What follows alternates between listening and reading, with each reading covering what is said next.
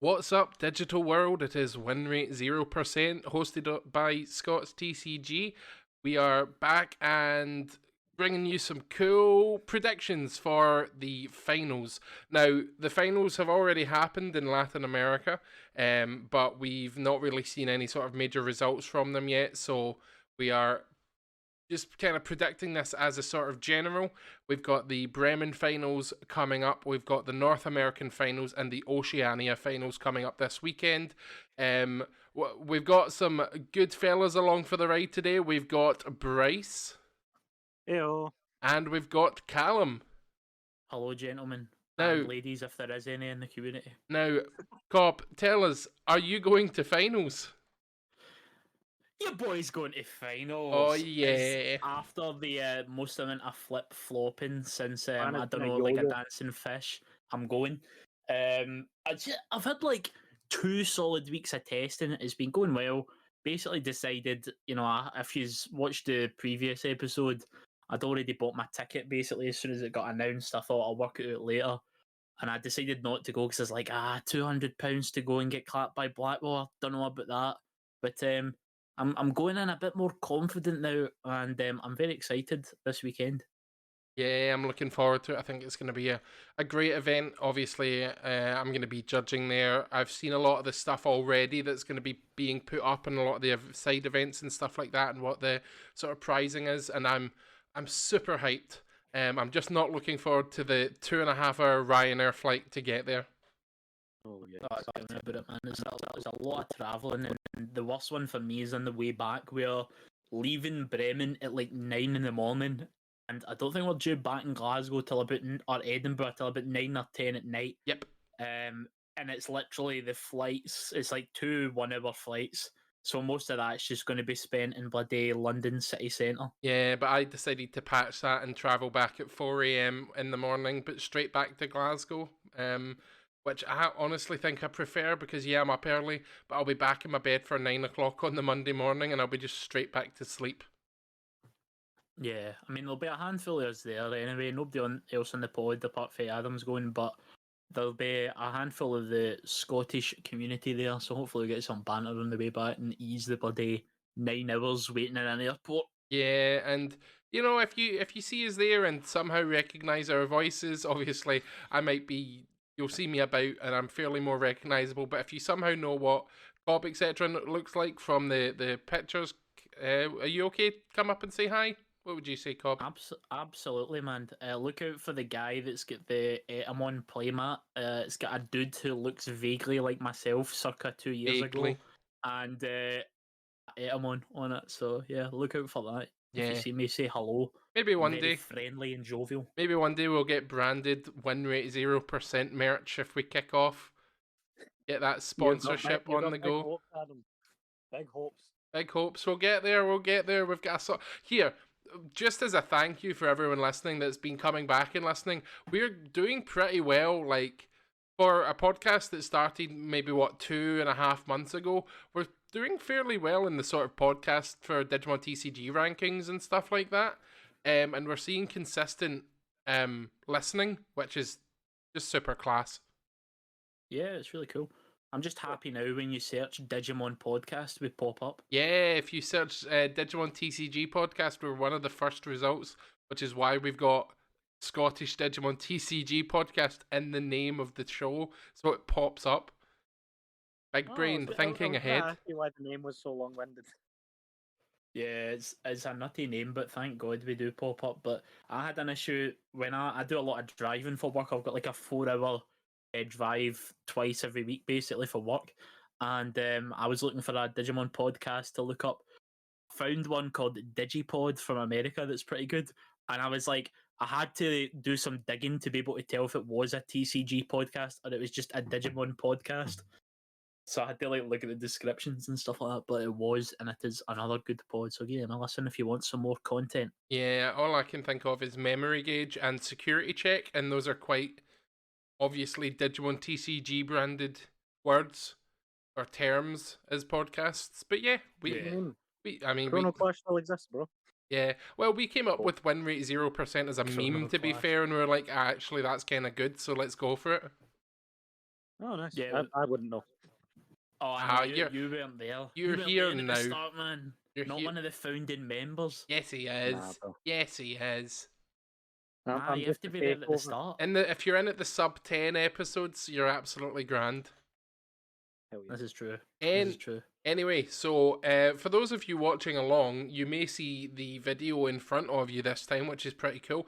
So what we're going to be doing today is we're going to go through a majority of the decks that are currently in the, standard Digimon format, not including like fucking team battles or set yourself to 10 memory, weird Ultimate Cup shit.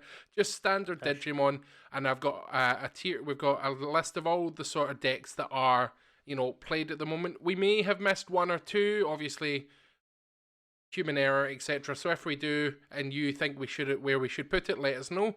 But otherwise, we're just going to kick off. We're going to talk a bit about the deck, what it does, what its sort of favourable matchups are, if any, what its sort of bad matchups are, if any, where we would rank it on a scale of tier 1, tier 1.5, 2, 3, and tier 4, with tier 1 being the highest, tier 1.5 being also very good, just not tier 1, and then tier 2 and 3, good, getting worse, and then tier 4 is just not good, meme-worthy, pile of poo, that sort of thing.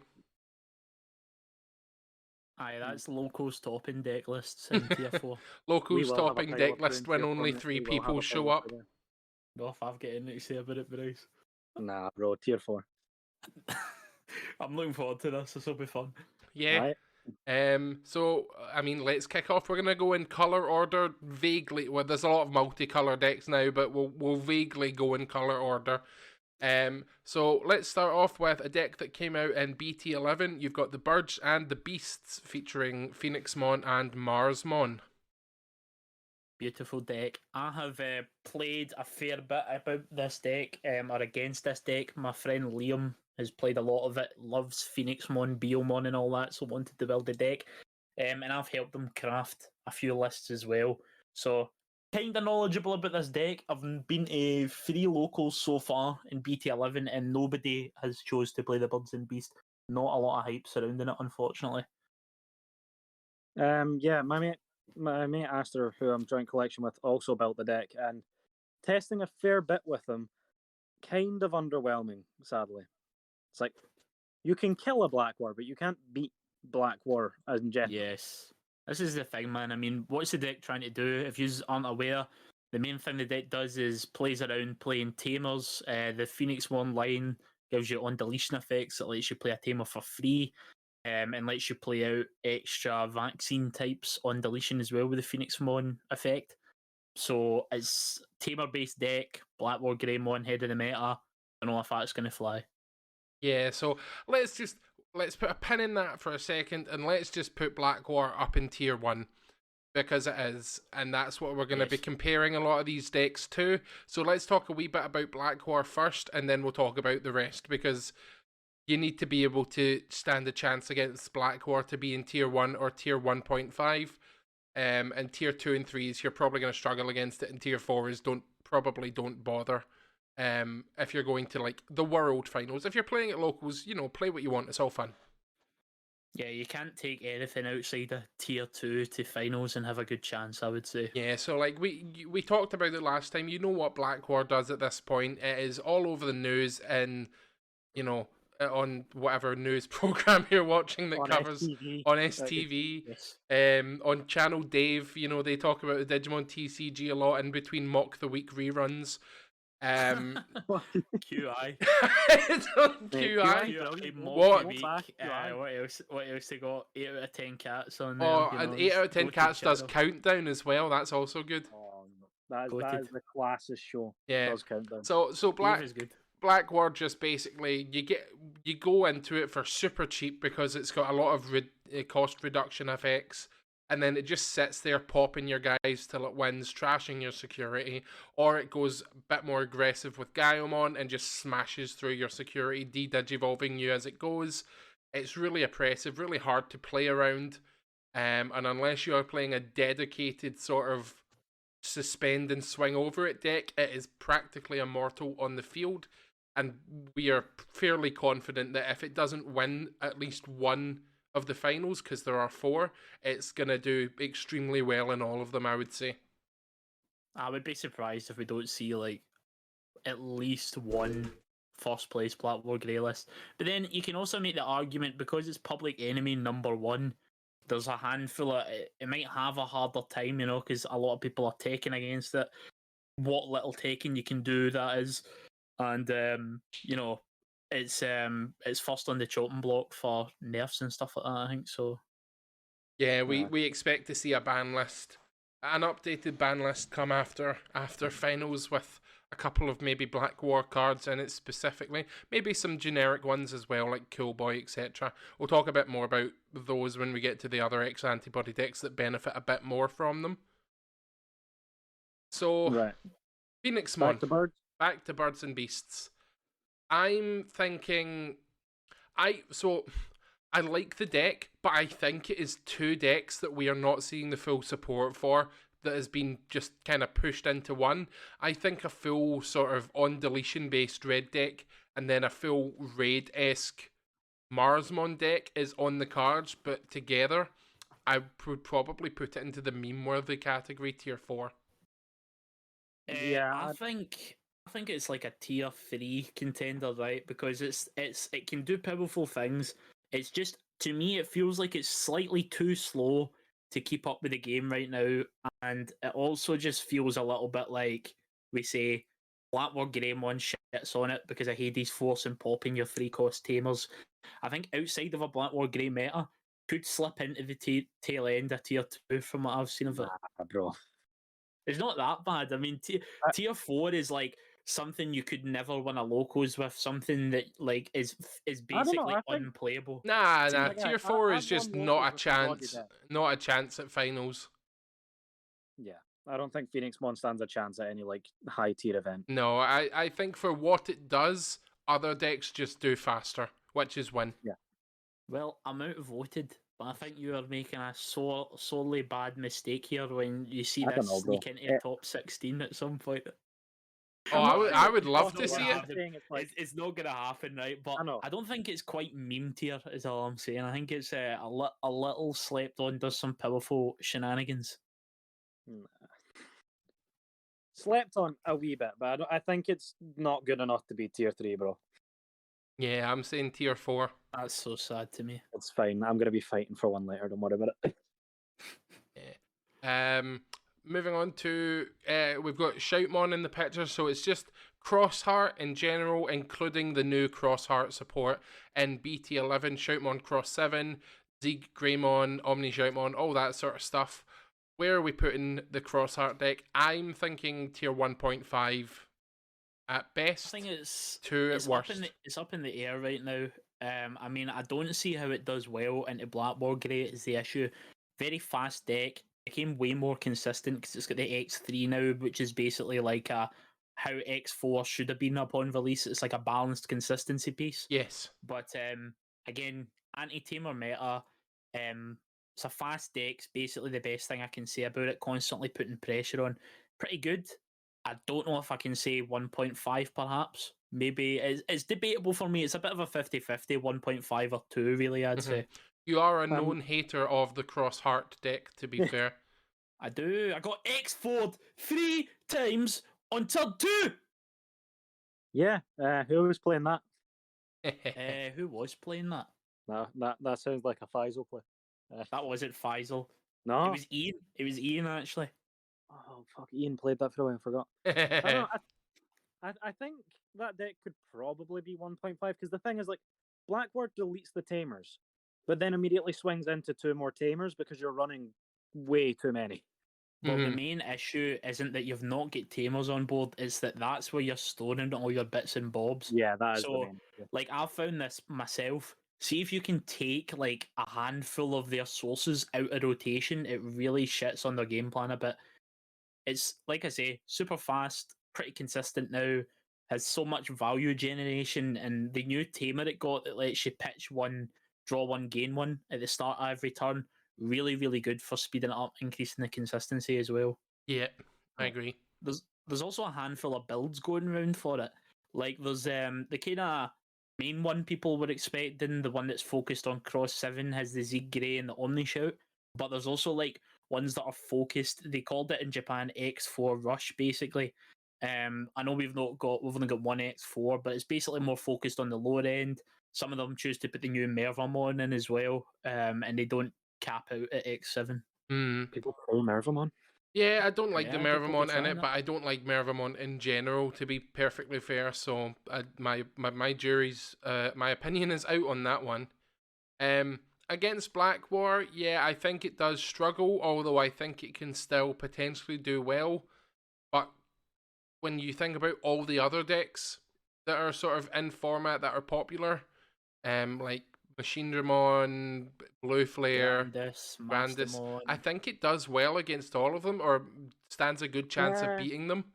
Its only Machine main Dramon, thing maybe not. is Black War, but even then, Black War has been a Crossheart killer since day one, and Crossheart still finds a way to be kind of relevant. Obviously, getting hit with a ban list didn't help it, and then we were in EX3 purgatory for a long time.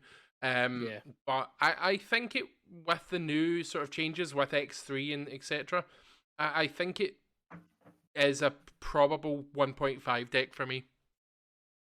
Yeah, I mean, like you Yeah. say, Black War actually, although people were bigging it up to be the Crossheart counter, never really actually even had that good of a matchup against it. Like, Black War did very poor when BT10 format was going to boot with Cross 4 at 4. But the main issue now is that Black War is so much faster to get into Yeah. the actual Black War itself. So I think it'll struggle a bit. There's a Also, lot of Hades people bigging Force. it up. Hades Force as well, man, so you could just totally clear the value. Because that's the best thing about Crossheart is it kind of just has like 2 or 3 mediocre turns chipping away at security, but then by the time it hits like 3+, it's got a massive value engine and it's constantly threatening to swing for 2 or 3 checks a turn. I So, think yeah. it can. I think it can like make it to 1.5, but maybe the lower end of 1.5.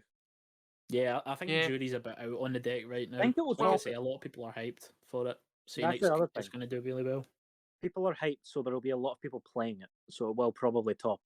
Well, I could believe it, man. let's say 1.5 for now, and then if we Yeah. think about it further down this episode that we want to drop it down, we can do that. Mhm. Alrighty, Yeah. so War Grey X, not Black War Grey X, but War Grey X, that focuses on gaining memory whenever it deals security damage, popping things on its when digivolving effect, or what's the It's yeah. end of attack. End of attack, effect it pops if something. You pop something lower than it, which is everything. It was one of the better decks in the last couple of formats we've had. It was a sleeper deck for BT9, and it's finally kind of popped off a bit. Gets to use some of the Black War Greymon support as well, so it does benefit from that. I'm not honestly. I feel like it's a deck. The only reason I even know it's like really competitive now is because I've seen like meta breakdowns on it.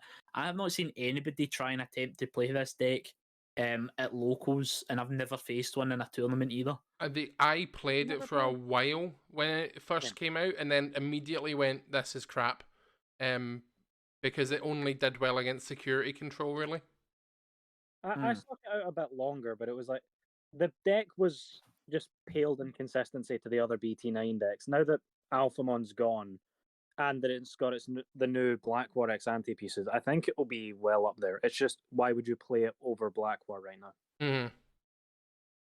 Yeah, that's a good question, really. I think the best argument you can make for it over Black War is it's got a better swing turn, really. Black War, when I've been fighting it, at least, it is a fast deck, but it doesn't really OTK you out of nowhere like a lot of the other decks do. It's kind of swinging for like 3, maybe 4 at a push security checks in a turn, which is crazy to say that that's not ridiculous anymore. But this red War Greymon X deck's kind of going to be swinging for whole stacks and trying to engine in a winner. Yeah. I don't. what do we think? I feel like it's tier 1.5 or 2, but I just feel like it's going to be 2 based on just play rate. I just feel like more people will just play Black War. Yeah, I mean, I would try and keep play rate a little bit out of the discussion. I know don't know, bro. I know This it is kind depends of a if we're finals going. prediction. Well, I was going to say, are we going full finals prediction, or are we talking strength of the decks? I think both. I think you got to incorporate both a wee bit. And like you say, I don't know. There might be a fair amount of people playing this, because it's supposedly a pretty popular deck from the last couple of metas. Like you say, I'm not sure if it'll be 2 or 1.5. Again, I feel like I'm erring on the side of caution with some of these. Like I'd have put Crossheart in 2. I'd probably put this in 2 as well, honestly. Yeah, I think I would put it in 2. Yeah, I'd put it in 2 because Machine Dramon just kind of halts it. It's an all or nothing swing, and one blocker stops that all or nothing swing because it kills at the end of attack. Yeah, and then it pops it, and Machine Dramon doesn't care about being popped. Black War doesn't care about being popped. Yep. Black War can redirect its attack into Black War. Machine Dramon can redirect its attack into Black War. And Wargrave doesn't tend to get too big. What? You said Machine Dramon can redirect into Black War. Oh, whoops! Yeah, Machine Dramon can redirect into Machine Dramon. Yeah, when you're playing etc. both. It's I don't know how I wouldn't be like thinking about Machine Dramon too much and like the what is good. I mean, I think it's a good deck, but the main things you need to be thinking about this format, I'd say, are like how well does it do into obviously Black War Grey, how well does it do into Grandis, how well is it doing into Melga, and then probably something like Mastamon as well are probably the main matchups you need to worry about. Grandis, it's good, mate. Stand by. It's gonna do some things. It doesn't care. It doesn't care about Grandis. It doesn't interact with Grandis. Grandis doesn't interact with anything, and then it kills you pretty much. Apart from like 1 or 2 decks. Their matchup is the same as set 9, basically. Yeah. No, it is, and I'm playing Grandis at the moment because I don't have all the Black War stuff, and it is literally just the exact same list as I was running previously. Right. Anyway, we all settled that it's sitting tier 2 for now. Yep, tier 2 for me. Hell yeah. Next deck. We've got Gallantmon and Gallantmon X Antibody, that sort of line. I like I've said before, and I'm going to get flamed in this in the comments probably, but I don't care too much for Tamers. The actual anime, I think it's fine, but I think there's much better ones, namely all of the other ones pretty much. But I like the Gallantmon deck. I like that it is a control-based sort of deletion deck. And I think that it has the potential to do really well, but not in this sort of meta where everything has protection effects. I just think Gallantmon is constantly close to being a really good deck, but there's always better options for it. Like, why would you... So Gallantmon isn't as control-y as Black War Grey. It doesn't OTK as well as War Grey X or Grandis or something like that. So if you're just playing a red deck, like, why would you pick it over the other ones? Again, I do think it's powerful, has some, like... I actually think it even has some potential into Black War Grey because it's not too uncommon to be able to pop the same thing twice in one turn. You go Gallant X, try to pop it, they prevent it. Then you go into Crimson mode and pop it. But again, I just pop into Cattles and stuff like that. It seems like it's going to be an uphill battle for it. Yeah. It always feels like that deck that's maybe 1 or 2 sets behind in support. And if it just got that support maybe a set earlier, it would have been a contender. Yeah, this is the thing, man. Like, it's getting a really nice wave of support in BT12. But once again, it's like, okay, so I mean, Agumon's getting support again. So why would you play that over? Why would you play it over the Raid Wargreymon that's coming out? I don't know. Always the bridesmaid, never the bride. Yeah, I am an avid Agumon supporter. I love the Lao guy, but come on, there's enough Agumons. We're getting freaking 2 next set as well. Give us Clear Agu, boy. Nah. Clear Agu's out, mate. He's a vanilla. I know. It's so sad. So, I'm thinking tier 3 for Gallantmon. Yeah, that's a tier 3 potential to be low tier 2. But again, if you're incorporating like the player base, I don't think many people are going to be trying to take this. I don't know, bro. The thing is, Gallant's a fan favorite, boy. But yeah, I just think like you might see him top an event, this entire format, but maybe not more than one or two. Yeah, and like you said, Gallantmon's a fan favorite. People play Gallantmon because they love Gallantmon, not because the deck is good, and that's totally Yeah. fine. You know, people play what the decks that they like, not what is the most meta relevant. Especially at locals, where like the top prize is hardly more than an extra couple of packs or something like that. But at a big sort of event, you'll get the people that are going along for, you know, just for some chill, good vibes. They'll play, hopefully do a wee bit better, hopefully do well. But then you've got the people that have been testing every single day since it got announced. They know every single matchup inside and out, that sort of thing. And those people are not going to be playing Gallantmon, I don't think. Love having you, Cobb. Thank you. Right. So tier On to the 3 next for one. Gallant, yep. Yeah. So, I don't know why this is on the list at the moment, but we've got Ancient Greymon / Red Hybrid, basically. Sleeper hit. Sleeper hit, yeah. I agree. I think it's a sleeper hit. I really want to make Red Hybrid work. I really like red decks. And I think if you can get the perfect stack, you know, that you don't trigger any security options, all hybrid, so you swing for 5 hits, then hybrid for game. Super strong, but for some reason, Red Hybrid just does not want to do that. I think Red Hybrid, like Bryce has said, has actually been a sleeper hit pretty much since its release. I mean, it's one of these decks that has had very little support, and it still can keep up with meta decks. Like literally in BT9, it had a couple of tops as well. Like it had one first place as well in BT9, which is just insane. It's the original like OTK deck. It can swing for a ridiculous amount of security in one turn. It doesn't pop options. Although I don't think has it got any piercing effects that can get past a blocker? Yes, Flamemon. Yeah. The level well, 3. There you go then. I would even think it might have a chance against, or a half decent matchup against Black War. The only problem with it is that it can't suspend Black War, and it can't attack unsuspended. Yeah. Yeah, but it doesn't need to hit Black War. Yeah, it'd be swinging anyway. Yeah. But it's again player base. How many people are going to be picking this? They want to go new and shiny stuff. I do think it's a strong deck though. I think it's a kind of low tier 2 contender. I'm struggling, but I really want to say tier 2 because I actually think it's Black War matchup. If you've got just that one extra turn, you could probably steal games, maybe even a set. I think it has that matchup. I'm just not sure on other things. Yeah, if Black War doesn't impact its OTK, then I mean, even if I don't know, if it doesn't impact its OTK too much, then it is actually probably okay. Because, like I say, Black War's more of like a control the board sort of deck than it is like gonna dick you down in one turn. The biggest problem is maybe breaking those ties that give you the extra check or something. Yeah. Or the tamer to hybrid over, but well, we'd put tier 2 as decent, but may struggle. I think I would like to put Red Hybrid in tier 2. Definitely, it's not. I don't think it's better than Wargrey X, but I would say tier 2. Bottom of tier 2. It's probably like as low in tier 2 as it's going to get. Yeah, and like as we start filling out this tier list, we will start sorting them into, you know, what's more than the other in tier 2. So we'll revisit those.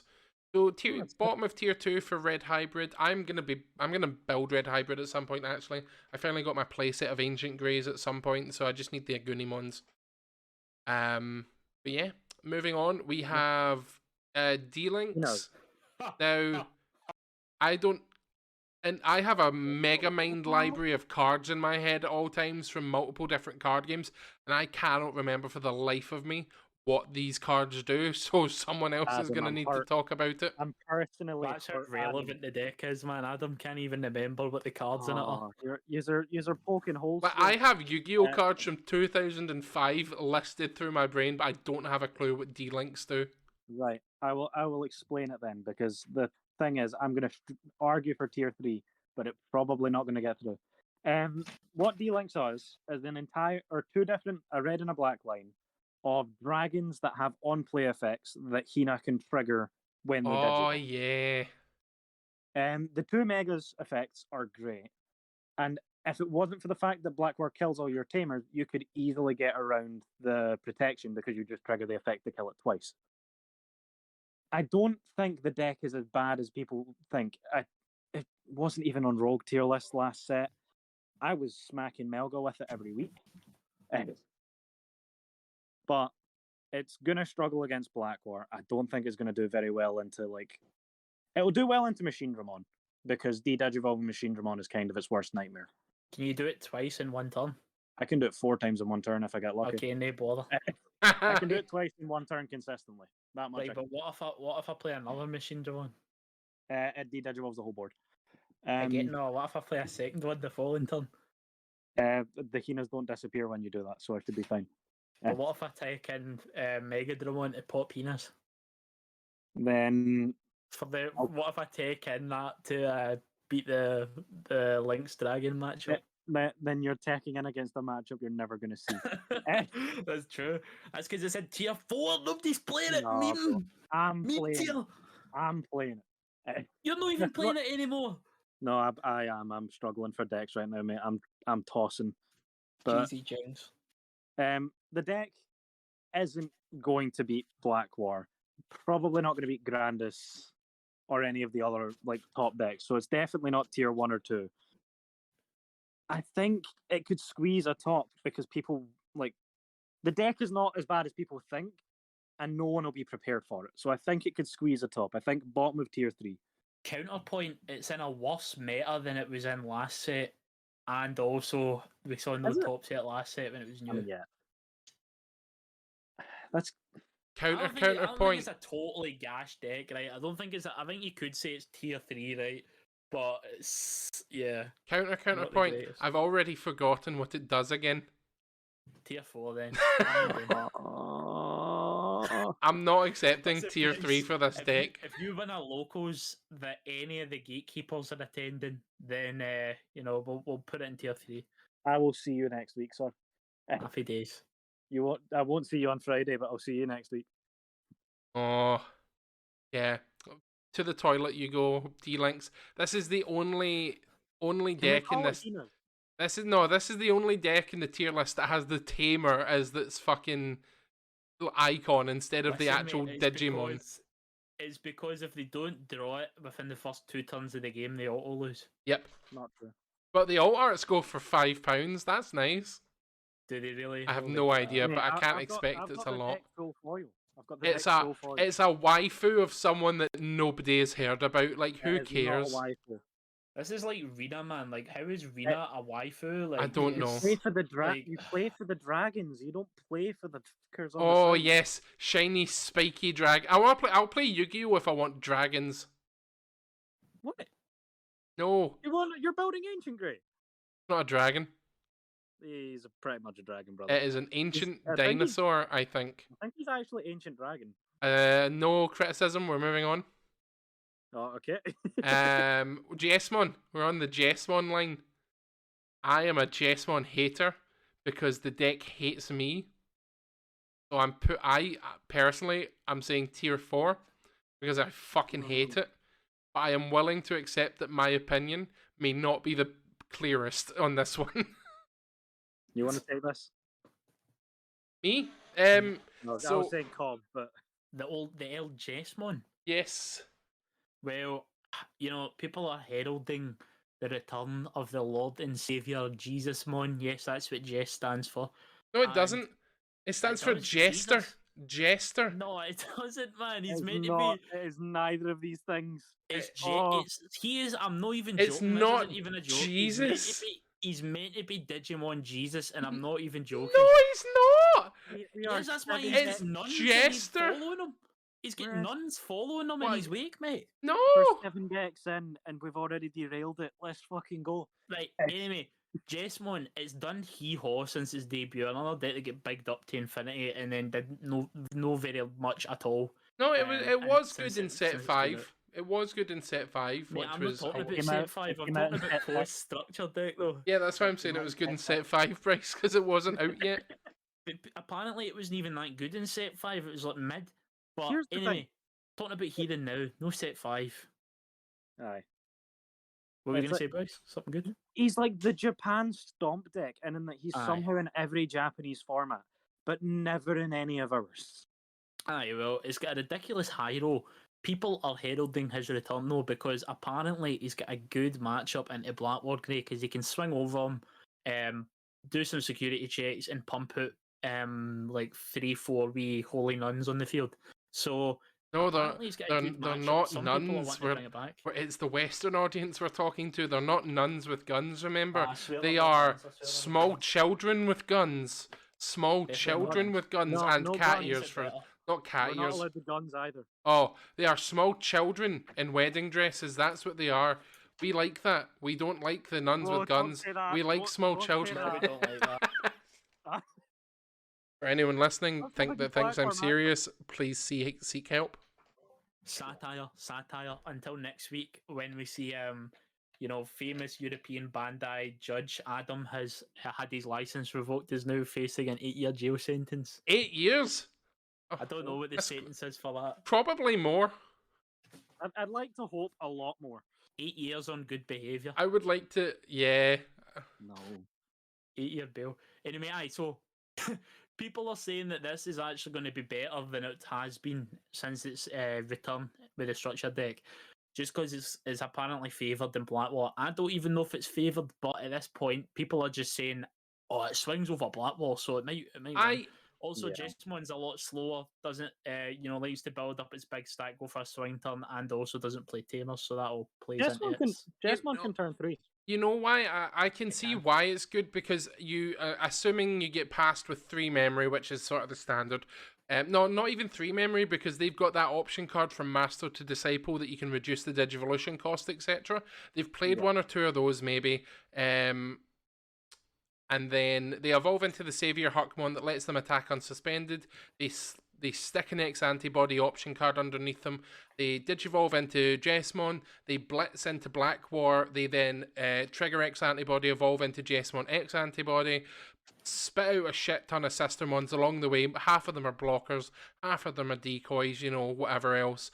Maybe one of them's that lets you Digivolve into the Jesmon GX. Black War's dead. You take 4,000 damage, and then they proceed to win the game from there. So yeah, I could see it being pretty good, actually. I've never seen a Jesmon list run X antibody, but they just run the system on that lets them evolve.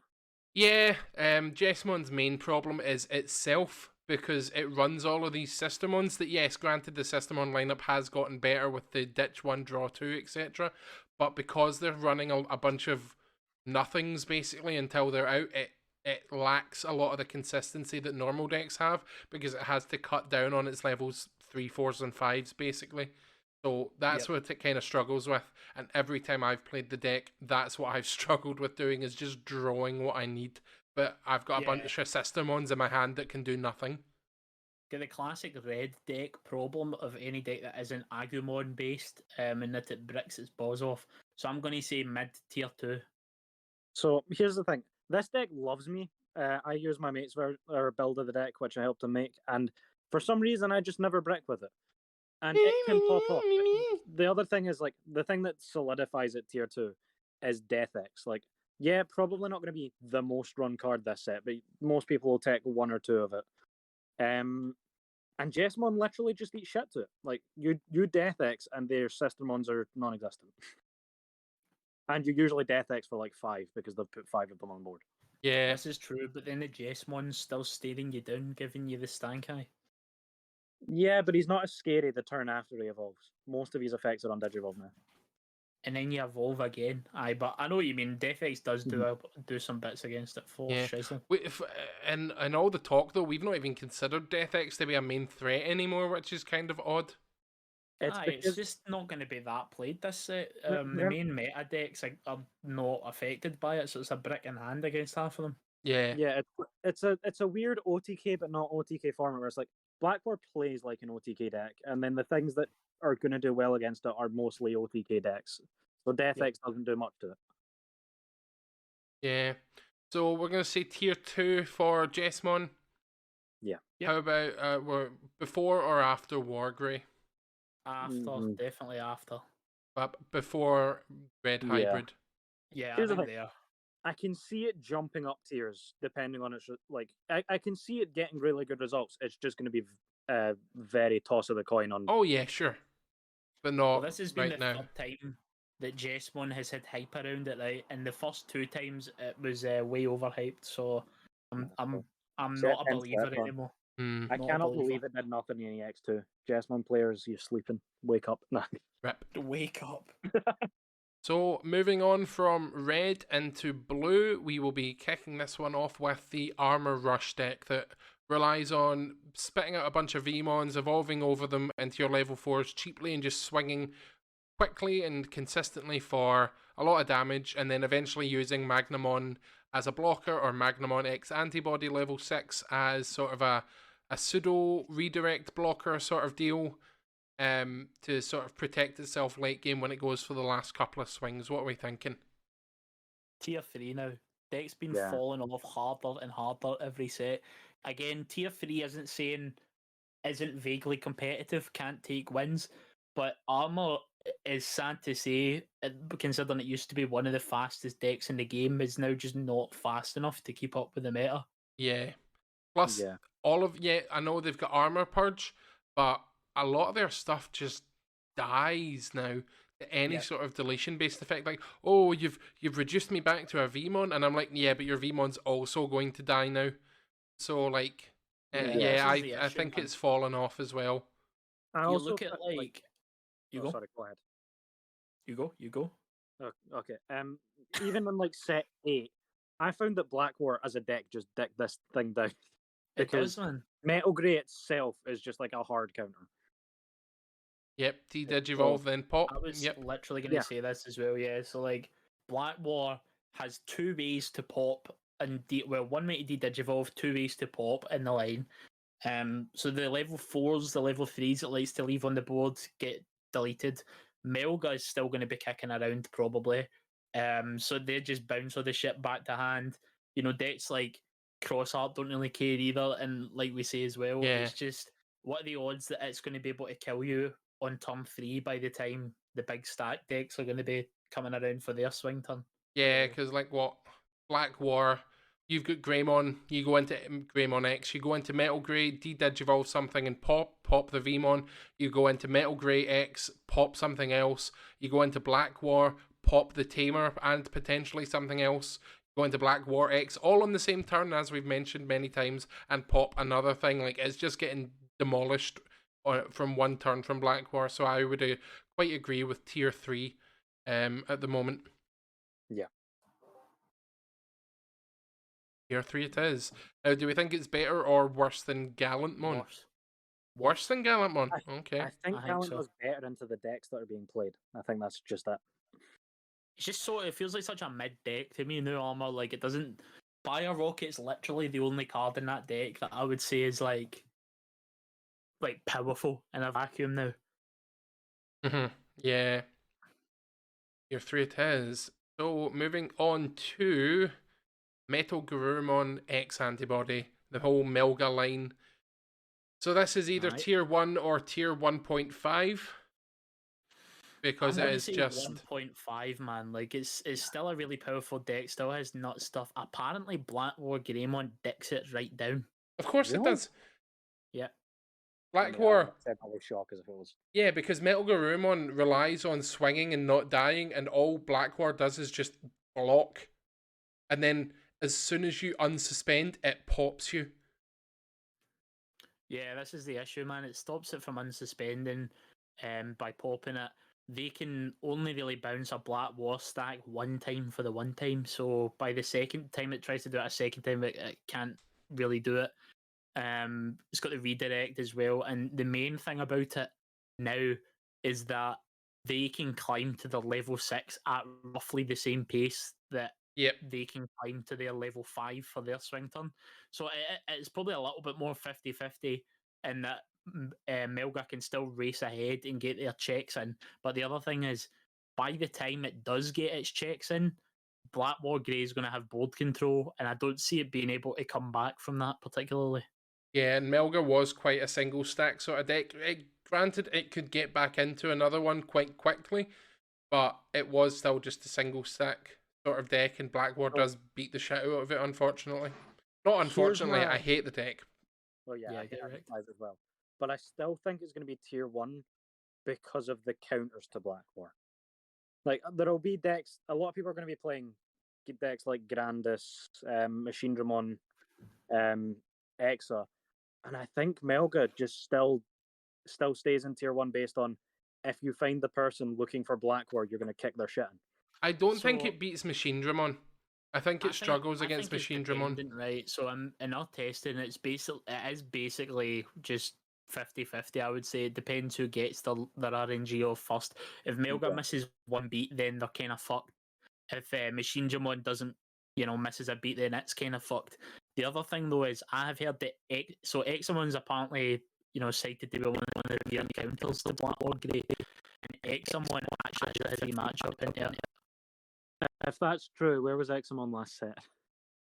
Farming wins, but not being able to do feck all else against the rest of the decks. But it's also just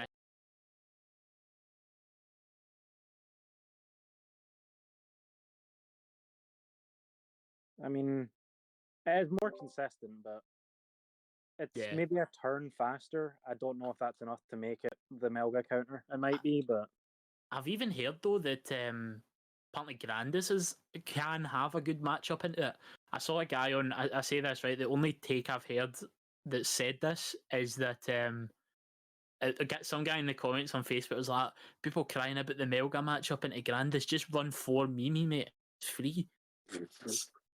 So I don't know. Could be cope, but again, a lot of these OTK decks I actually just think are pretty 50-50. It's like, right, okay, Melga's just not being able to OTK. Okay, Grandis comes back, dicks it down, and then OTK's it.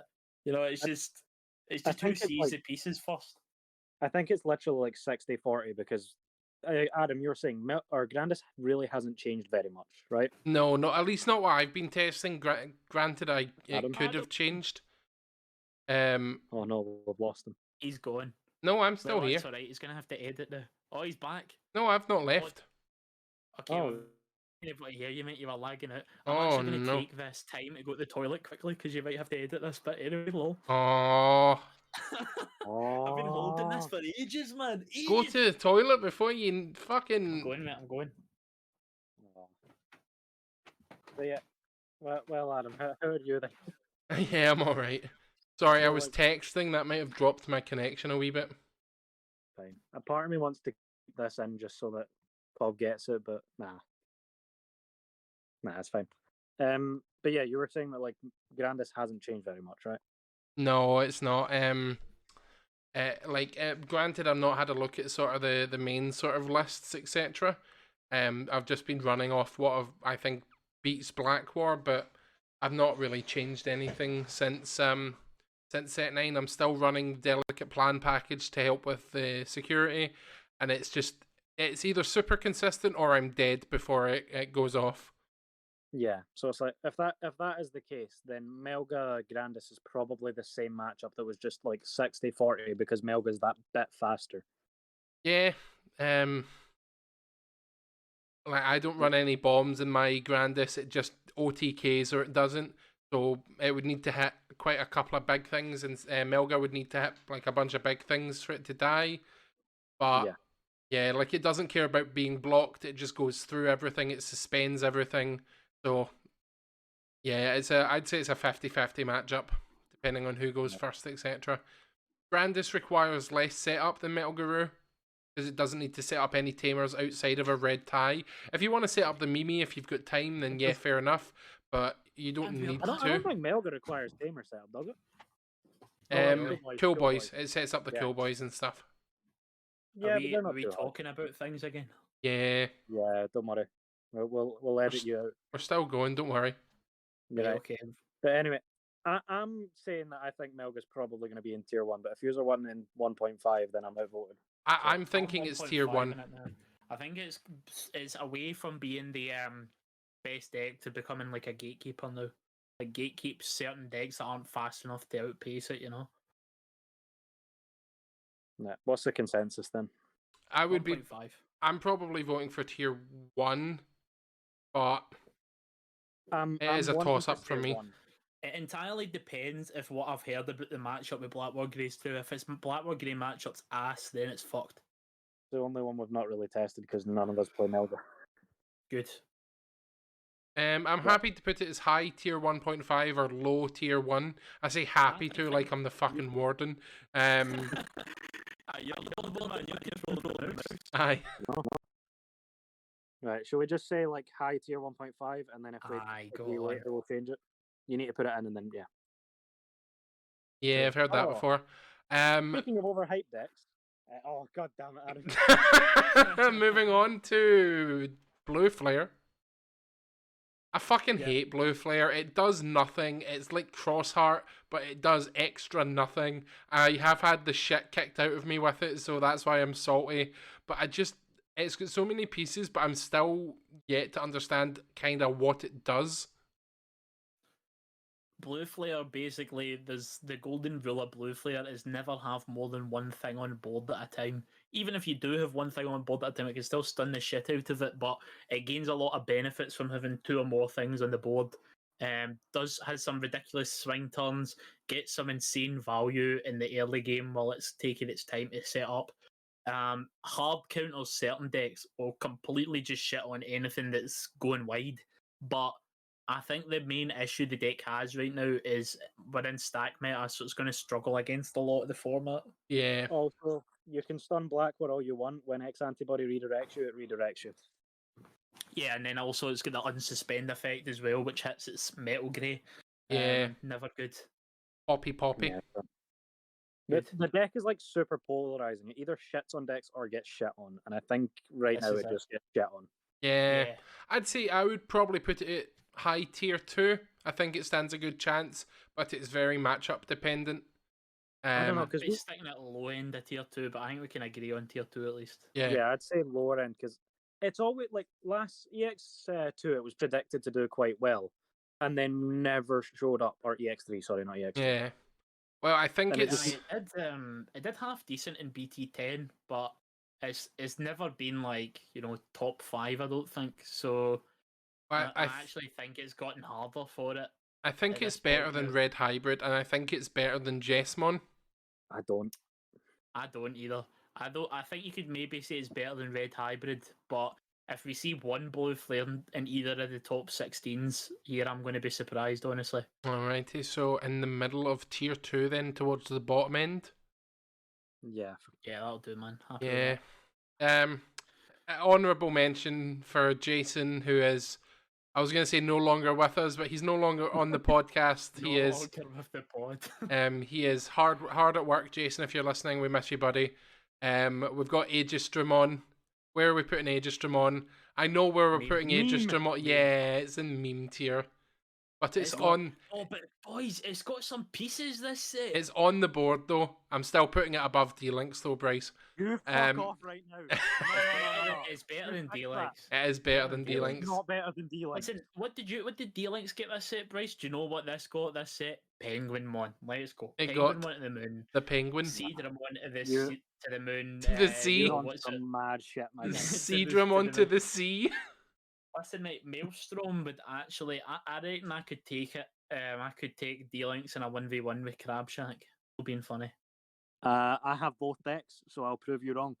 Aye, but I need to build my own, mate. That's fine. Send me a list, I'll what get I'll it do, built. mate. What I'll do, mate, I'll build it. I'll go on Card Market the now. I'll source some cards for Uganda. I don't know when they'll might show up sometime next year or something. So I could be waiting a while. But If you're wanting this match, we will put this on. I will record this. We will put get on the this up. channel. Get on the channel. Me raging at fucking crap shit.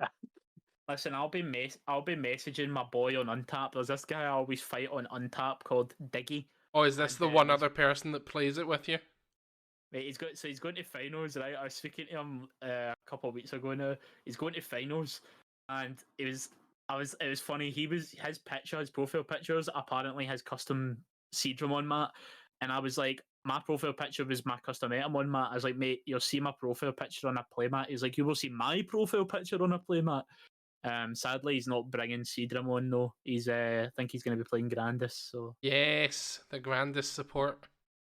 Adam, please. Oh, You anyway, I'll can't get do a this to message me. to Diggy. I'll be like that, mate. Any chance of sending us your Seadramon list so I can clap my mate's dragon links? Nah, bro, they'll never clap Dragon Link. Maybe in like 3 sets when it somehow gets another fucking wave of support, and I'm sitting here high and dry. But I would be so happy if that was a good deck, man. Like Seedramon's one of my faves. Yeah. mate, I love Seedramon. For Brilliant. those that don't know what Aegis-Dramon does, and I don't blame you because it's not been meta relevant, but it's funny. It basically, you go up to your level 6 and then you proceed to spit out all of your Digivolution sources as actual Digimon that then have on play effects. And oh boy, is it funny, but do they manage to do it? No, they don't. Aegis-Dramon's a level 7, sorry, so like it spits out a level 6, which can then spit out a level 5 and then 4. It's quite funny. And then suddenly you're facing a crab army. Yeah. It's very, very cool, very funny deck. Fun playstyle. Yeah. Needs something to I'm kill putting it above the birds and beasts because for Jason. I don't think it's better than that, but for Jason we can do it. I still think Birds and Beasts tier 3. I'm huffing it, but aye. Shall we move on? I'm Yes. so much fun right now. We're in Jogress land for a while as we are talking about blue-green Imperial Dramon. I mean, it's been in the meta since set 1, and then set 5, and then EX1 a little bit, and then it got its full Jogress mechanics, DNA Digivolution mechanics, sorry, and it's been a consistently good deck. It's been top meta for a while. It's sunk back down to not played, and now we're starting to see it getting played again. It's not getting it's not had any sort of new support, although they keep printing VMons like fucking nobody's business. But it does see a consistent level of play because it does do well at what it does, which is bouncing everything and sort of swinging quite a lot in one turn. What do we think? I think it's pretty much in the exact position Armors is in. Yeah. Where it's just used to be pretty powerful, hasn't really seen enough, is no longer fast enough to compete, can gatekeep decks, is pretty consistent and does put the pressure on, but just, I mean, if you're looking at it in a competitive sense, it does nothing to anything apart from outside tier 2. I don't know. It doesn't have a chance against anything in tier 2 or above. I don't know, bro. I think you could squeeze it into tier 2, actually. Like, the deck manages to pull shit out of its arse constantly. It has, like, access to the 2 best cards on the limited list, and with Shek's luck, it's always there. But, I don't know. Shout out to Shek. Yep. Every week he gets I love him and I hate him. We'll have him on the podcast eventually, don't you worry. Well, I did mention that, man. That would be funny to have a 4-man one week. The chaos would be nuts. Yeah. Oh, Shek, the chaos. So I don't know. The deck just doesn't seem to die off. Also, who was playing Imperial in set 5, Adam? Chris. Chris was the Ginger Chris on Twitch. He's been playing Imperial since it came out, basically. Was the Ginger Chris playing the Gash secret from the second set? Yeah. No, it wasn't. It was the blue Bryce. version, and he was pretty good with it, to be fair. It was a consistent, just unsuspend constantly sort of deck. Yeah. It was actually pretty decent. The green one was bad. The blue one was good. That secret was garble, man. Absolute garble. It's hilarious that the secret was garbage and the SR was... I know. Yeah. It evolves from Geen with its alternate art, remember? It do be evolving from Geen. We do love it. It do be going to the top of tier 3 in my opinion. What, Imperial? Aye. Absolutely. It doesn't hold a candle to anything in the competitive space anymore. But do we think like it's... I say, it can Do you steal really- games. You think it's You worse really than think Red it's worse Hybrid? than Ancient Grey? It's worse than what? You think it's worse than Red Hybrid / Ancient Grey? Absolutely. Red Hybrid can just pull a win out its arse. No, I think... Imperial can. I still think Imperial Dramon's meta relevant. Yeah, I agree with everything that you've said, but I think You're we're going to running it. see a hell of a lot more Imperial than we'll see Red Hybrid. I think you're running it. I'd I think I'd say I think middle if of two tier guys- 2. If two, no, middle, bro, you're fucking huffing something, I man. wouldn't put it above Blue Flare, but I definitely put it above Ancient right now. It's not fast enough, man. It doesn't do anything against any of the top decks. Yeah, it does. It does. Too fair. It's insane to say, but a deck like Imperial is now just too fair to be played. It doesn't do anything disgusting anymore. Oh yes, man! If I've got 2 level 4s out, I can get 2 swings off in the one turn. Aye, well, who cares about that, man? Because the best deck of the format is warping into a level 6 basically. And all the other decks will kill you on turn 3 and bounce all your shit back to the board. It can't keep up, man. It absolutely cannot keep up. I mean, that's not to say if you don't take it to a locals, you can't do all right with it if you're fighting some jobbers. But in a competitive space, if we see any more than if I can count more than 3 top 16s for this Imperial this set, I will be very surprised. Which is sad but true. I will accept and say tier 3 then. Thank you, Adam. Thank you. You're making a good decision. I can't wait to go back after the fact. Go back after the set's over and see if any of this comes to light. Yeah. It's good because we've all got different opinions as well. Like if we see 5, what we're saying, if we see more than 3 Imperials in the set, get a top 16. Bryce is right. Well, that's gonna be your job, COB. You're the meta guy. You'll be rounding up all those results. I will be hiding them. I'll be on the Eggman video editing out the tops, putting Etamon in its place. I want to try and make a deal with you, but it'd be a shite one. Oh, we'll have to think of something, man. I'll think of some stakes. Well, oh no, I've got stakes. It's just what I want to bet them on is the difference. Oh, what category? We'll move on with the tier list, and I'll think about this as well.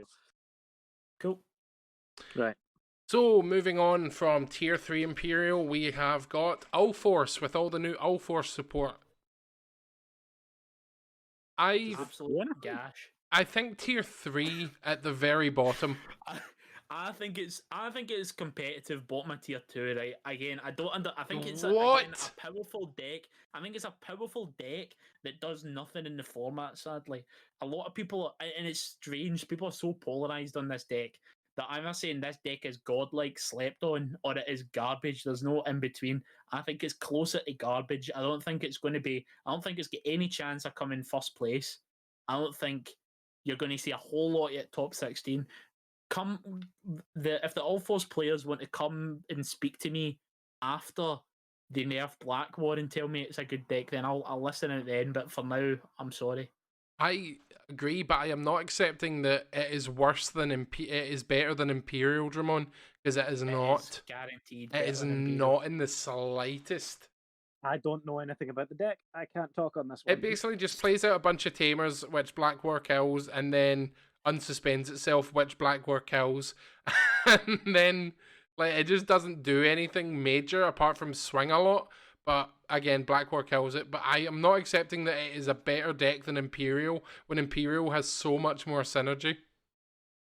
I'm saying tier 3. I don't know what you mean, man. Like, this deck can get crazy value, can get loads of unsuspends in the same turn, has like a kind of top end OTK thing it can do, and then again, I think these tamer decks are really, really good because when they go up the stack, they just generate value. So even if they don't kill you with that stack, or their stack dies, they've still got so much value that when they come back with the second stack, they're doing it so efficiently, it's insane. No, I think it's got way faster tools in it than Imperial does. I still think tier 3 not very good at the moment. I'd say bottom of tier 2. I think you'll regret that if you put that in 3, Adam. The Allforce Warriors are going to come for you. I was going to say, here's the thing. I don't care about how good the deck is. It will top because it's like one of the most hyped decks. I don't think it's gonna top. I don't think anyone's gonna play it. You will see a handful of these in top 16s, I will say that. I love Allforce. I think he's cool. I hate that Imperial Dramon is sort of the go-to line for VMon because Allforce is so much better, but I just don't think this deck is remotely good. I think it's pretty good, man. I don't think you'll see, like I say, when I say you'll see a handful of them in top 16s, if you come back in a month, I reckon there will be maybe about 5 to 10 of them will have appeared in a top 16. Again, it's like this is a really cool meta, I think, because apart from everybody shitting on Blackwater Greymon, though, there's so many different takes on what's going to be good. It's really exciting compared to BT10, where it felt like there wasn't that many new decks, and the ones that were in it, we already knew how good they were going to be on release, pretty much. You're the deciding vote, Bryce. What would you like? Where should it be going? Least, man, I have. Bryce doesn't even know the deck. I had to leave it to me, man. You know what? I'm gonna say bottom of tier 2 purely on. You have made enemies. You're making an enemy. The actual like, why are we so invested in discussing like the one positional shift in a deck that neither of us give a shit about? It's just Like, that you've it's put so you've funny. put fucking Imperial in tier 3, but Imperial All Force. is gash, mate. No, and why? I don't And even know what. Last meta, I think Imperial saw like 1 or 2 top 16s, man. Like, it was Dan Heathor. Mate, I managed the top 16 last meta. That's what matters. Moving on, True. though. We've got Moving on. Mirage Galgamon. Meme Gash. Galgamon. Meme. Yeah. Meme Galgamon. Move Very, on. very bad. Move Not on. good. It has seen no support apart from this set, and it doesn't do anything that other decks don't do better, even All Force. Getting future support. Look forward to that. Listen, Yeah. it'll be vaguely okay when that new support comes out. Right now, not good enough. Has one decent line. Yeah. Still better than D-Links, though. It's not powerful enough. You Better fuck than off! no, that is better than D-Links easily. The one thing I will say, the one feather in its bow, right, is that the Mirage Galgamon is actually a pretty good. Why do you say Galgamon like Cowgamon? Galgamon? No, Galgamon, not Gaugamon. Mate, it's just his accent, mate. No. Gal Gadot. Gal Gadot. Gal Gadot. Aye. Anyway, move on. Meme tier. Move on. Moving on What is from what does Venusmon even represent? so Venusmon is your sort of yellow hybrid package that okay. It plays. Bryce, you play a lot of yellow hybrid despite. No, someone else take this. You're bringing it back, you said. I thought. Yeah, so I'll talk at the end. Okay. Yeah, so yellow hybrid, it keeps getting hit and it keeps getting banned because it used to be the top dog or top fairy, I suppose, and it got whacked down a lot. And it's still relatively decent. Venusmon is a horrendous card to deal with because it just doesn't let you do anything. And as soon as your opponent gets out, it might as well just be cool. I'm going to sit here for 2 turns till its effect wears off. I like the deck. I think it is a good sort of control-y recovery-based deck. It doesn't do a lot of... It doesn't play into Black War any worse than, I would say, anything else that we've talked about in that sort of category. So I would probably put it tier 2. Decent but may struggle. Because it does have a lot of recovery. Obviously, tamers only care about... Not tamers, hybrids. Like, you evolve one, swing with that, and then you evolve the others, so it doesn't really matter about... like, it can deal with blue flare, you know. It doesn't unsuspend itself too often, so it's not going to get popped. It will get popped by Black War, but probably on its turn. I think it could still do well. We've got a bunch of yellow tamers that all do good stuff, and dual colour ones. It's infamous for going to 10 memory each turn because of the amount of TK and carries it's got out. Yeah, I would say tier 2 probably. High tier 2, I would say. I would say kind of middle bottom tier 2, right? But the only issue I have with putting it tier 2 is Bryce is playing the deck. So you might have to put it down to tier 4. Oh, honestly. meme tier 4? Yeah. I think it has to go to tier 4. What about tier 5? I think we're going to put it in Bryce Are you tier, going to tier make 5. a me tier? Aye, Bryce tier, mate. Bryce I'm tier. flattered, mate. I'm fucking flattered. Right, so here's the thing with this deck, is it's going to be tier 2 because it's got 4 different ways you can play it, and I don't know which one's going to be the right one. You've got... see the yellow hybrid one? I don't think that's optimal, surely. You have to play the hybrid base. Like, that's the problem. There's nothing else in yellow to play. But, like, you're playing your hybrid base. Then you've got either...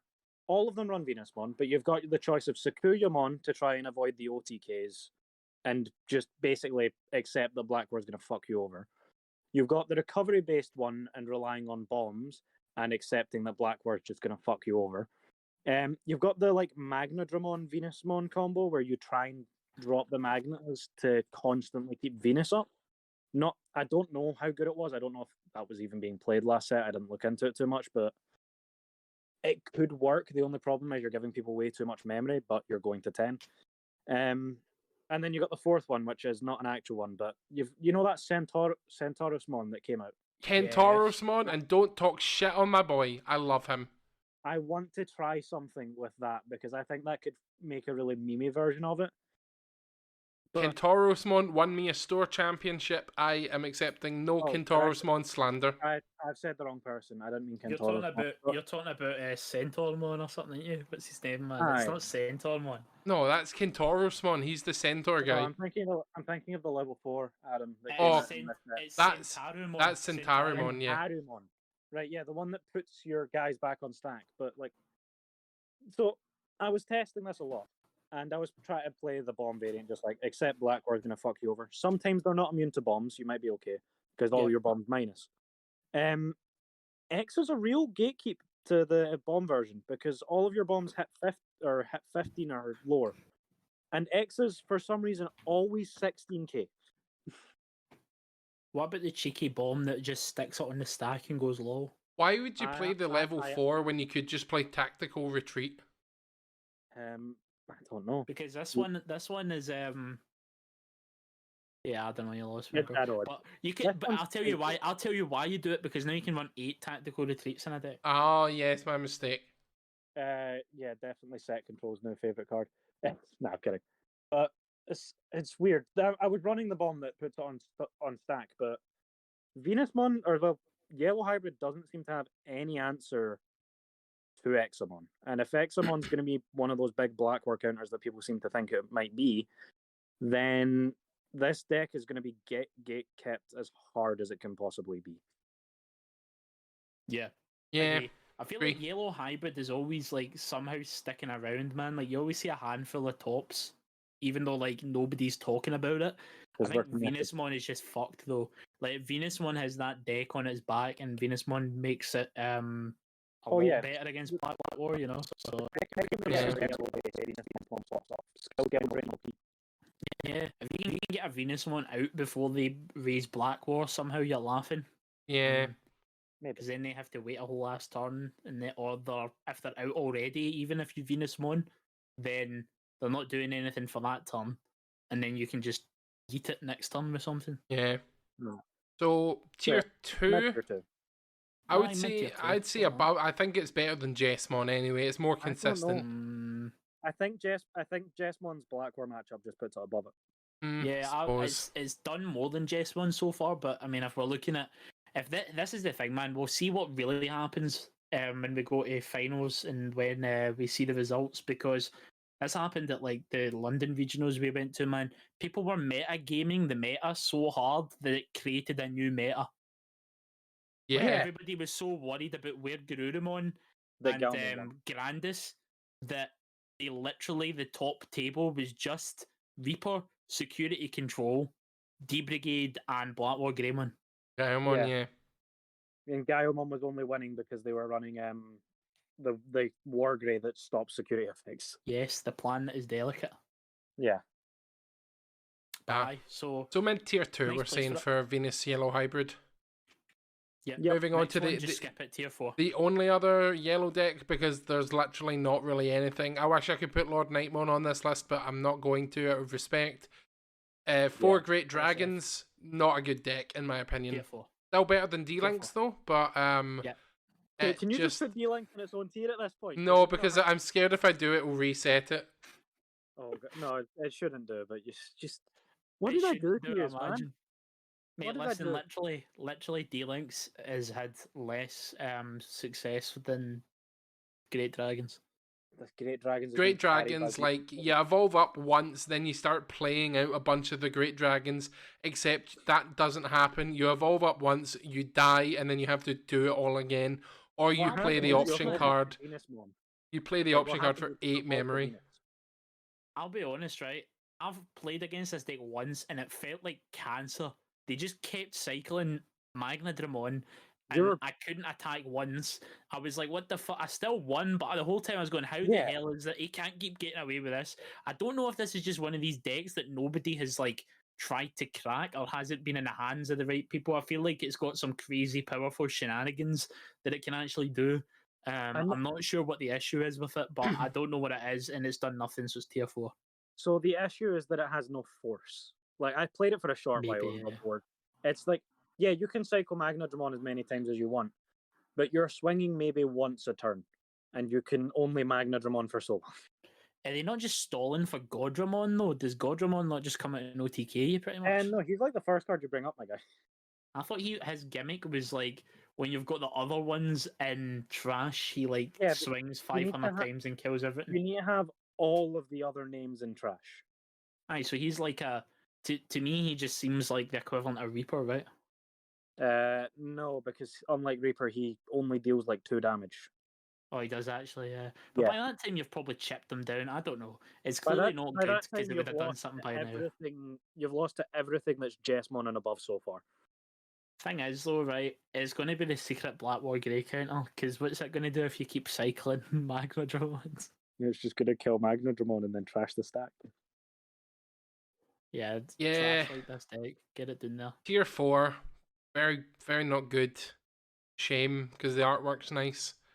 Right, go through yellow. I can shut up now. We Let's are get started. halfway there. We are living on a prayer. We There's are. one secret yellow deck hiding, by the way, Bryce, in this list. There is, but it's not coming for some Whoa. time. If you put that above D-Links, I'm going to slap you tomorrow, Adam. Oh, but no, you No, can't I'm because you're not going to joking. you're going to locals and I'm not. You can't hit me.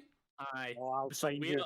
there's like 5 of us going to test at Adam's house tomorrow for finals, and Bryce isn't going because he's playing One Piece. And when this is people why all my said- decks are being demoted.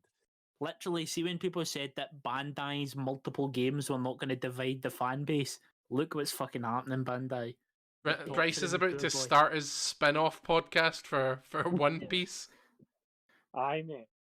Right, so welcome to the One Piece podcast. That was us like 4 episodes. It ago, was man. when That the was One Piece when the content was Good like days, right? fucking trying to milk a male cow, man. It was It's so fine, but by bad. the end of this set, I'll have you all talking about OP2. It's all good. I'm big in the One Piece at the moment as well. Listen, you'll never convert me, man. That show is like so aggressively mid. Yeah, but the game is better. The game than is the show. good. Can it be good, man? Have you seen the artwork? Anyway, that's all. I'll Anyway, say on it. moving on from our brief intermission, we're in green territory, which is firmly my town, which I'm happy about. We're talking about Bloomlord first of all, and I personally think it is 1.5 because it is still an absolutely insanely strong deck, and it does the thing which counters Black War, which is suspends it and swings over it. Yes, you need to take Black War's pop the lowest play cost effect into account, but Bloomlord spits out so many level 4s that it doesn't really care about that, and then Black War is dead, and it's got piercing. You're getting like 4 security checks done with Bloomlord, and then if they've got another guy out, it's getting killed with Hydramon. So, like, I would like to put this in tier 1, but I am also firmly aware that there are other decks, specifically like Metal Garurumon, etc., that also beat it. So I would say tier 1.5 at the very top, for me at least. I think it falls just behind Melga, maybe. It potentially overtakes it if the matchup with Black War's bad. But yeah, deck's absolutely nuts, still nuts, and like you say, Adam can still do the old swing over shenanigans. Yes. So It is pretty good. It is my only fully minted out deck, although not now because BT11 brought in a new shiny thing that I need to find. Nah, What's man. that? Deck Hidden is- Potential. I've still not managed to get one. Check Oh, has you're two, mate. laughing. Get one Yeah. Well, I'm gonna open boxes soon anyway, so I'll get one. It's fine. Also, you need to get your Vegemon's foil from this set because everything's foil in this set. Yes, Oh, I do. that's true. Whoa, fun is fact, exciting. they're not doing that next set. Yeah, it's a Really? one and It's done been thing. announced? Yeah, Yeah. because literally everyone went, we don't want this because you're taking that's away our mental. rares. I The agree. only thing I had that I didn't like about it was it felt like it made pre-release cards not worth the time anymore. Yeah. But yeah, I mean, I didn't mind it, but I can see why it pissed people off. Yeah. I prefer my beers. So we're Also, all Bloomlord is shit. F- I beat it with D-Links. Nope. I've never lost to it with D-Link. Nah. nope. You I- probably Adam, you probably did, to be fair. I have actually never lost to it with D-Links. Yeah. But, do you remember what happened the first day that EX3 came out, Adam? Vaguely. I remember. Yeah, me and you were playing, and you called D-Link toxic because I 2-0'd you with it. when you were playing Bloomlord. That is something I would do. That is Adam Patter. That's because I was like, oh, cool, I'll evolve the Bloomlordmon. And you were like, no, Adam, you can't evolve anymore. So I was like, oh, fuck, okay. So I had to suspend it and evolve. And you were like, but because I've played fucking Rock Dragonmon, you can't attack me or some shit. That's why D-Lynx is bottom tier, Bryce, and Bloomlord is tier 1.5. You're like, Adam okay, pretending he doesn't I'll try remember. and swing to evolve, and then I went, okay, block. I barely remember yesterday, I'm not going to lie. Yep. So, Bloomlord, I'm still fuming, by the way. Still fuming about the D-Link fight. It's okay. But no, yeah, probably like top of 1.5, just behind Melga. Yeah, firmly there for me. Good deck. The alt art is one of my favourite alt arts for Bloomlord as well. Not the Hydramon. Definitely not the Hydramon. That's everyone's favourite. No, not the Hydracy. I should call. So now we move into what is potentially our second tier 1, which is Grandis. Yep. Tier 1, man. Really It good is. matchups and everything. So beats the main bad guy of the set, you know. Yeah, so Grandis basically evolves up in raising until it gets to its level 5, and then it gives its and then it goes up into Grand Kawagamon, shits on all its sources into the trash, gains security attack plus 7,000, evolves into Grandis so it can swing twice, hybrid for game, or just sets up for game next turn since nothing runs recovery. It is super strong against Black War. Yeah, your Black War is dead. It is suspended immediately and then it is swung over, as well as anything else that you've put out. It can clear the field. The major downside to it is that it is pretty much just like playing solitaire against yourself. You either find the pieces before you die and you win, or you don't and you lose. That's pretty much how Grandis works. There is very limited interaction outside of it. And for that reason, it is another tier 1 deck. It is indeed a tier 1 deck. And I would say it's very close to Black War in terms of tiers. It's basically like it was a tier 1 deck before, but now it's a tier 1 deck that does well into Black War. Yeah. And if you want some advice, from a Grandis player, play a red package with Delicate Plan. You're running it with that, surely. Play Delicate Plan if you can. I run 2 red ties, the little 2 cost ones, and 2 Delicate Plans. The amount of times it has saved me and let me OTK is pretty much every game at this point in a set of 3. It is so worth it. If you want to run the red heroes instead of Mimi's, you can, but I think Mimi is great for getting out an extra swing, so you could just promote your guy from raising or whatever. But it is super, super good. And yeah, I think we'll see a lot of Grandis this weekend for the finals. Definitely. One more thing I'll say about Grandis as well is people are preying on the demise of security control this format because it gets dicked down by Black War Grey, which actually again makes Grandis better if that happens, because as the stock and setcon falls, Grandis goes up because it's unwinnable for it. Yeah. And if you're running Delicate Plans, you might as well just shit on security control, because security control just takes a while to do its thing anyway, because it wears you down. But as soon as you've got your tamer, you're like, yeah, bye, and then that's you. Cool. Yeah, tier 1 Grandis, good boy. Yes, next indeed. potential tier 1. Moving on, moving on to it's definitely no tier 1, man. Examon, the good old blue-green other Jogress deck that relies on suspending your guys, unsuspending itself, and just hurting you a lot. Yes. The CEO of X, I have built this deck finally after, travelling the planet to collect my 4 copies at under £30. And it's pretty freaking good, man. It feels insane when you get the combos off. Not really a slow deck either. It just depends on how fast you find your pieces. Can brick, it's like every kind of stack deck, but this is just the game of Digimon at this point.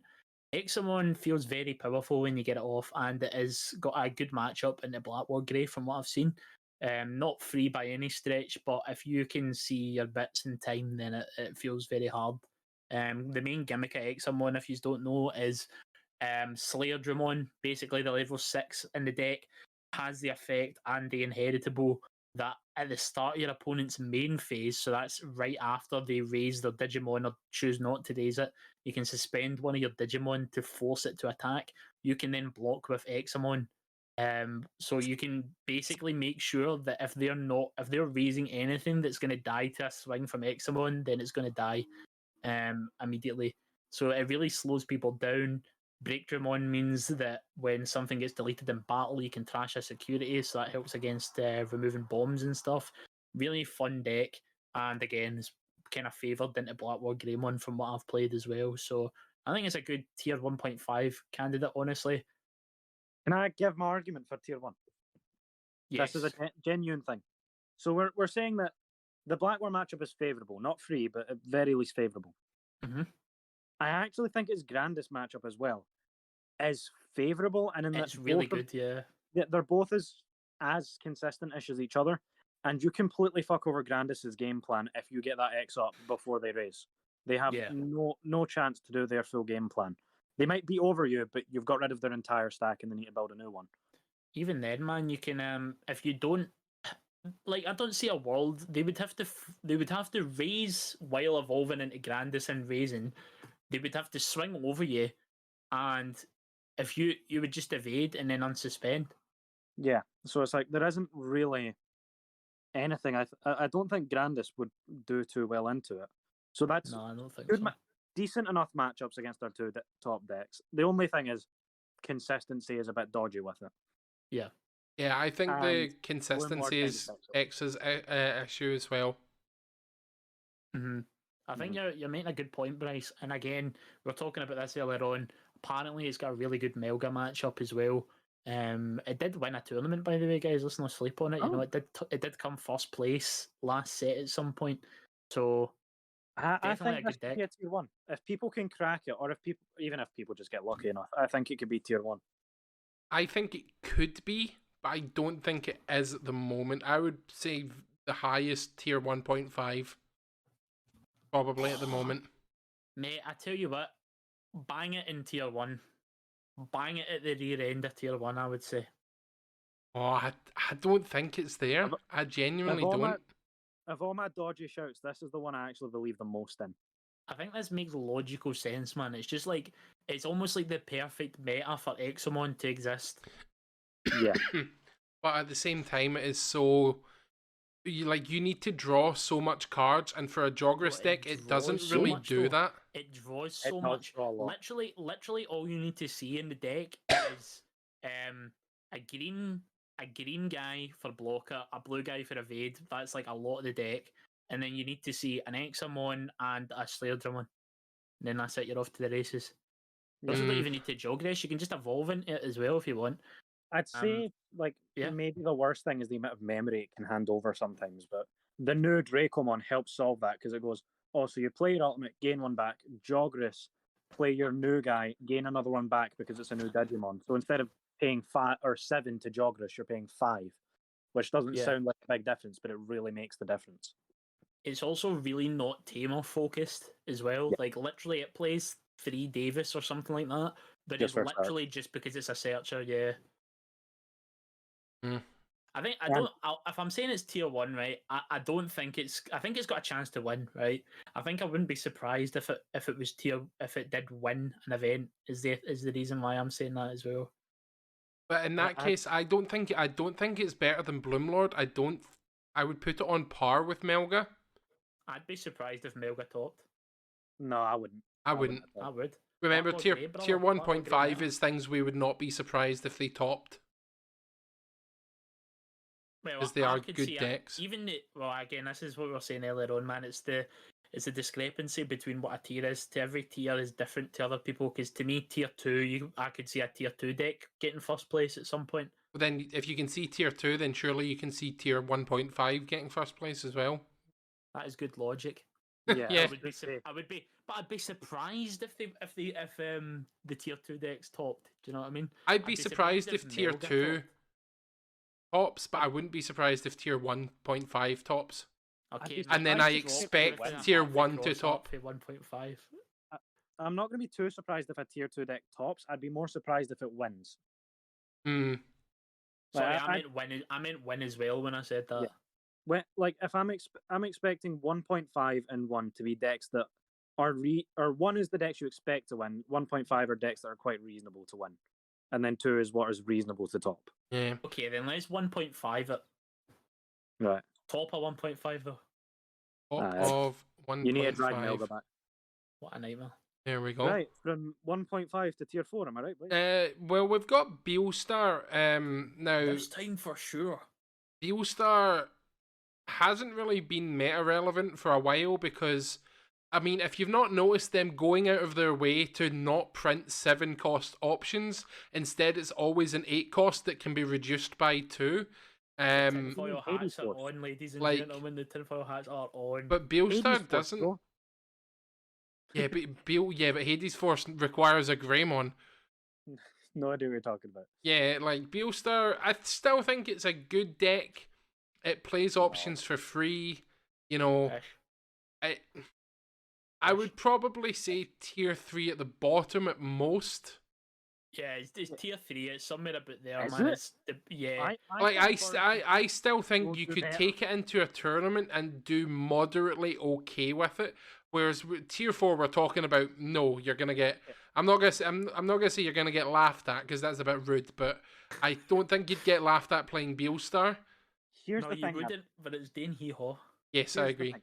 Jack has had this mentality for the past, like, however many set. I think since set 9, he's been had this mentality that, oh, Beelstar's going to be able to playable.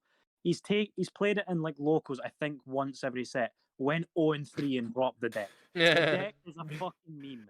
It's doing nothing ever. It winds me up, man. People always say Beelstars keep coming back for some reason. Like, I remember I literally asked you this question in BT9, Adam, because people were going, "Oh, Beelstar's back," and I was like, "Why?" And the Ginger Chris was there as well. Actually, I was like, "Guys, why are the people saying that Beelstar's back?" And they were like, "Well, it's basically security control." Makes really difficult stacks to swing into. But in my experience facing Beelstar, they literally go like that. They look at the hand and they go, "Oh, fuck's sake, man. Oh, fucking hell." And then you kind of just somehow manage to swing into only Gabumons and then you win the game by the time they've got a Beelstar online. So I don't see it, man. I can see the deck decking out before it actually hits you 6 times. Yeah, like I can see it being consistent enough to do decently, depending on what it plays against. I think it's better than meme worthy, but not by much. I don't know, bro. This has become kind of a meme of Sheck constantly going, "Nah, bro, I'm rebuilding." Yeah, but we can't just take Sheck's opinion on it though. He's a good guy. He might be running it. But in reality, Sheck is not a bad player. He's quite good, and the fact is, even he can't make it work at local levels. He can't. Yeah, but that's because Sheck's our locals problem is is he fucking swaps. fried half the time. And Dylan always swaps between decks. Like he'll never play one deck. He'll play a good deck. He'll win one suite and go, "Bored, mate. Gonna go play fucking shite." Fun fact: see in set 8 when he stuck to playing Imperial the whole set, it was only because I kept telling him not to fucking switch decks, and everyone else at locals was like, "Nah, mate, stick with one deck." Yeah. Like only at Tokyo Toys locals can I walk in and trust that someone's going to be playing fucking Gallantmon, someone else is playing Blue Flare, and someone else is playing Shine Greymon of all things. Like it's so fried. What happened to TP locals, man? They used to be like the most sweaty shit, and now it's complete 180. It'll be coming back, man. It'll be coming back, I think. Nah, bro. Wednesday's becoming sweat days, boys. Wednesday is actually sweatier than Friday now, man. I know. Right. Mate, Wednesday was sweaty as fuck last set. We had like 3 Melgas. Aye, and they were pish. Yeah, I mean, they were pissed. Nah, they've only pished. It's because they've got out of the basement now. I think some of them. I think half of them. I think every Melga player won at least once, so you can't be pish and win at least once. But oh my god, nah, they're not actually. We love them all, really. Just we've got a lot of resentment for Melga. Literally, anytime somebody tells me they play it, I'm like, spit, kick, trip, push downstairs. Oh, by the way, I'm gonna start playing that now. So bottom of tier 3 then. I'm still saying tier 4, mate. Bottom of tier 3, I'd say. Again, I don't think it's quite meme. If somebody brought this to meme night, I would slap them. But it's not good. Not good. So at the moment, we've got another Jogressy girl. We've got the Mastimon deck, a very good deck. It was received more support in BT11. Mastimon's main problem was passing your opponent over 7 memory when you hard cast a level 5. But thanks to Mirai, That is no longer an issue because when you digivolve into your Anduwoman, you can play a Lady Devimon for free or vice versa, and it solved the main problem that Mastemon was having, which was the memory thing.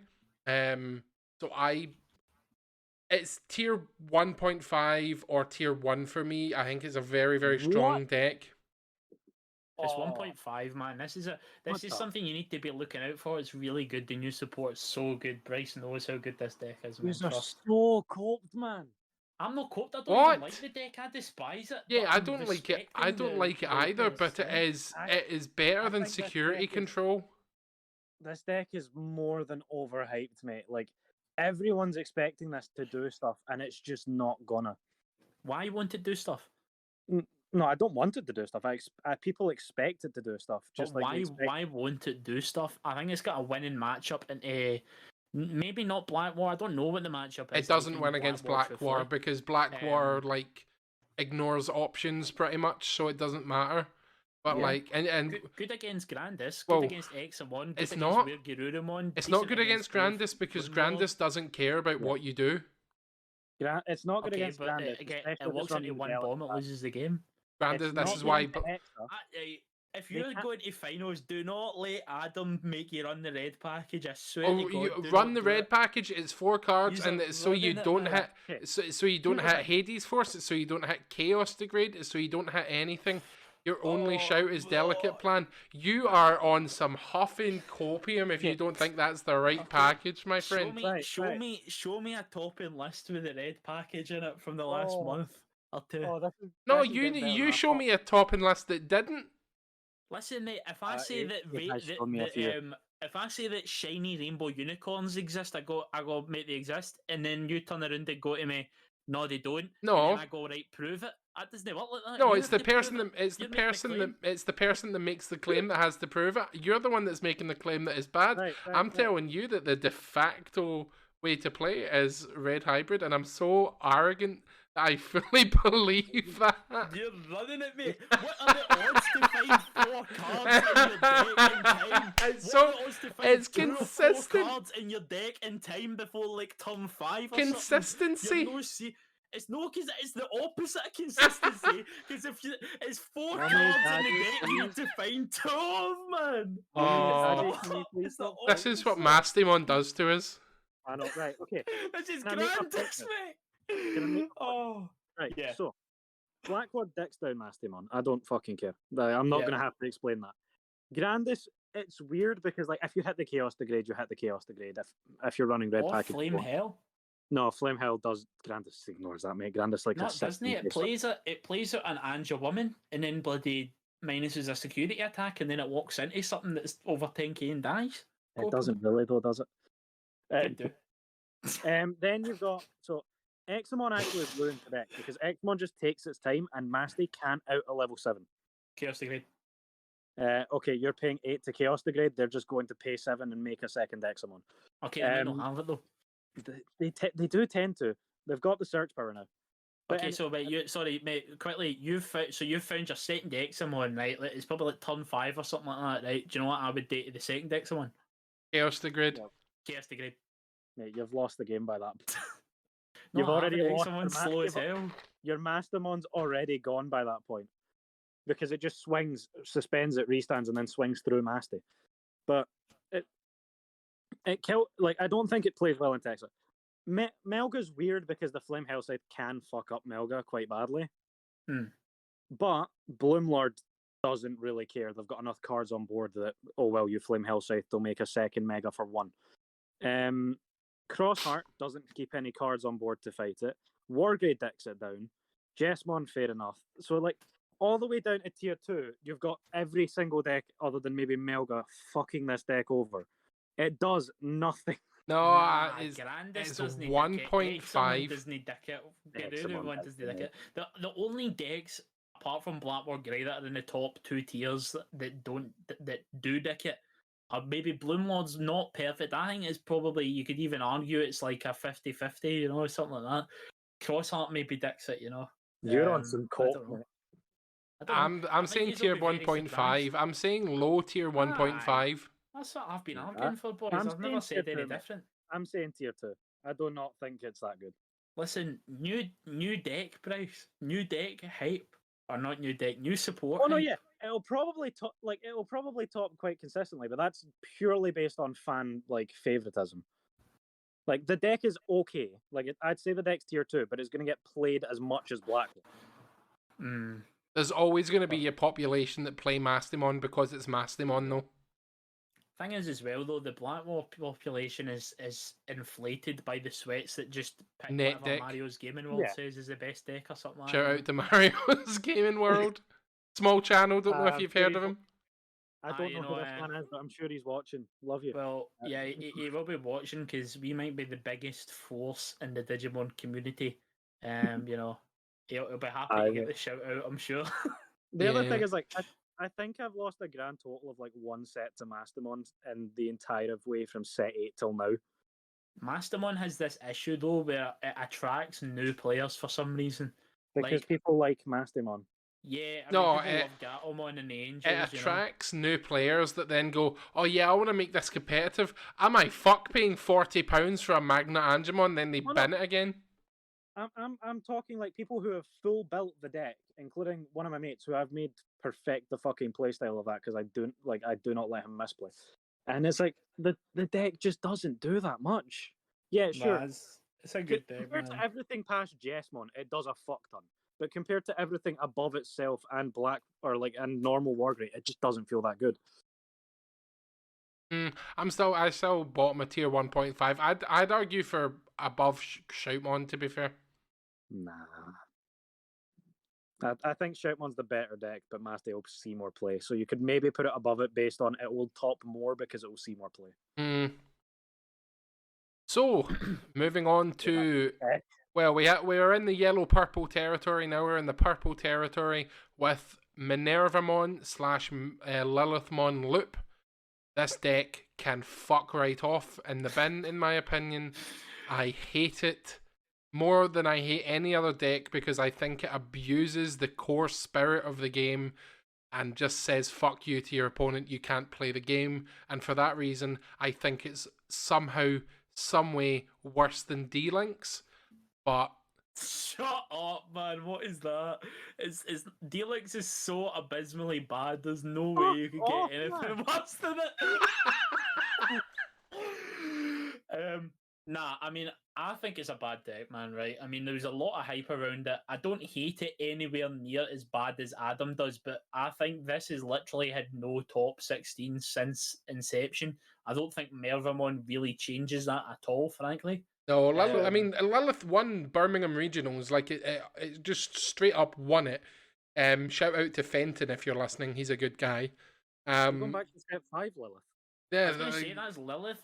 That's Lilith Loop from bloody. Yeah, well, 2 that's year what. ago, though. Yeah, but this is Mervamon Loop, Minerva and it's Loop. the same principle. It does use Lilith as well, and it does it better. You know, it uses the Cerberusmon, it abuses the Cerberusmon sort of deletion thing to gain a fuck ton of memory. It does what it does well in the hands of a skilled pilot, but in the hands of anyone else, you're fucked. The only I just don't person think it's that powerful enough. I've really No. only seen one person play the deck well. But it's the deck requires so much thought for a lot less payoff than most of the tier 2 decks. Yeah. Like, oh, I'm going to do this to gain 5 memory, to play this out, to pop your guy, to do this. Meanwhile, I'm just going, brrr, Grandis, you're dead. Like... I once watched a mate of ours play a 20-minute turn, not game, 20-minute turn, just to out a Machine Dramon. Oh, and is he this, did win the game off of is it. this Gilbert? This is Gilbert. I Yeah. love him. He honestly, goat. it is my favorite deck to watch play because watching how they think through and get through it is brilliant fun. Sitting there for 20 minutes while my opponent plays Yu-Gi-Oh while I'm playing Digimon is not. Yeah, I don't. No. That's the reason I don't like it. If it could do what it could do in a normal amount of time, then sure, it's a deck. Why not? But the fact that it takes 20 minutes while punishing the opponent is just It doesn't ridiculous. always. Sometimes it gets its basic combo off, but I don't think its basic combo does well anymore. It's kind of like Cerberus dies on swing and you're not in a great position, and it feels like he dies more often than he used to. Yeah. What are we saying for this then? Tier 3 or 4? I'd say think it's 3. it's like middle bottom of tier 3 maybe. You cannot put BL Star in tier 3 and then put fucking Merva in tier 4. Yeah, that's fine. Oh, but speaking of tier 4, We've got Bagramon in the black purple category. it's purple. It's not just black. purple. Bagramon's Yeah. whole shtick is taking your big guy and putting it under one of your little guys. But if you don't have a little guy, it just does something else. Which I can't remember because It's like That's the life, I trashes a think. card in hand or something, right? Like it's Well, I, It's- I think it just crits one. I think it just crits. it's been What does talked that mean? about since Oh, it trash just is crits a one, life. Oh, Sorry, It's Dragon Ball been player. it's been sort of in the format for a while. Because of the Bagra army stuff, but we were yet to see the actual boss monster, which is still weird to me that Digimon will print support for a boss monster that isn't out yet, but it doesn't Next really season hype. do anything at the moment, really. I don't think it's ever going to. Like, I know we try and not talk about future stuff, but Bagra's doesn't get better. Like, it gets another card, I think, and that's it. This deck is incredibly fun. I'll say that. You is one of the more interesting tamers, being able to make everything Digicross. Mm. But your targets for Digicross aren't great. You do have someone who protects you, so you can make an argument for the Blackwar matchup. But Blackwar's going to beat you even if they don't beat you, or kill you. Sorry, not beat you. That's stupid. It does not beat any deck in the game. Genuinely, I don't think it does. Except I did watch someone beat Masty with it once. Does it beat D-Links? No, So it's better than it then? I will leave. No, you won't. We're saying tier 4. I trust Bryce's opinion on it. To be fair, I thought with the new support it might be like close to competitive, but you know, this guy's actually played the deck I have, and I've barely read half the cards.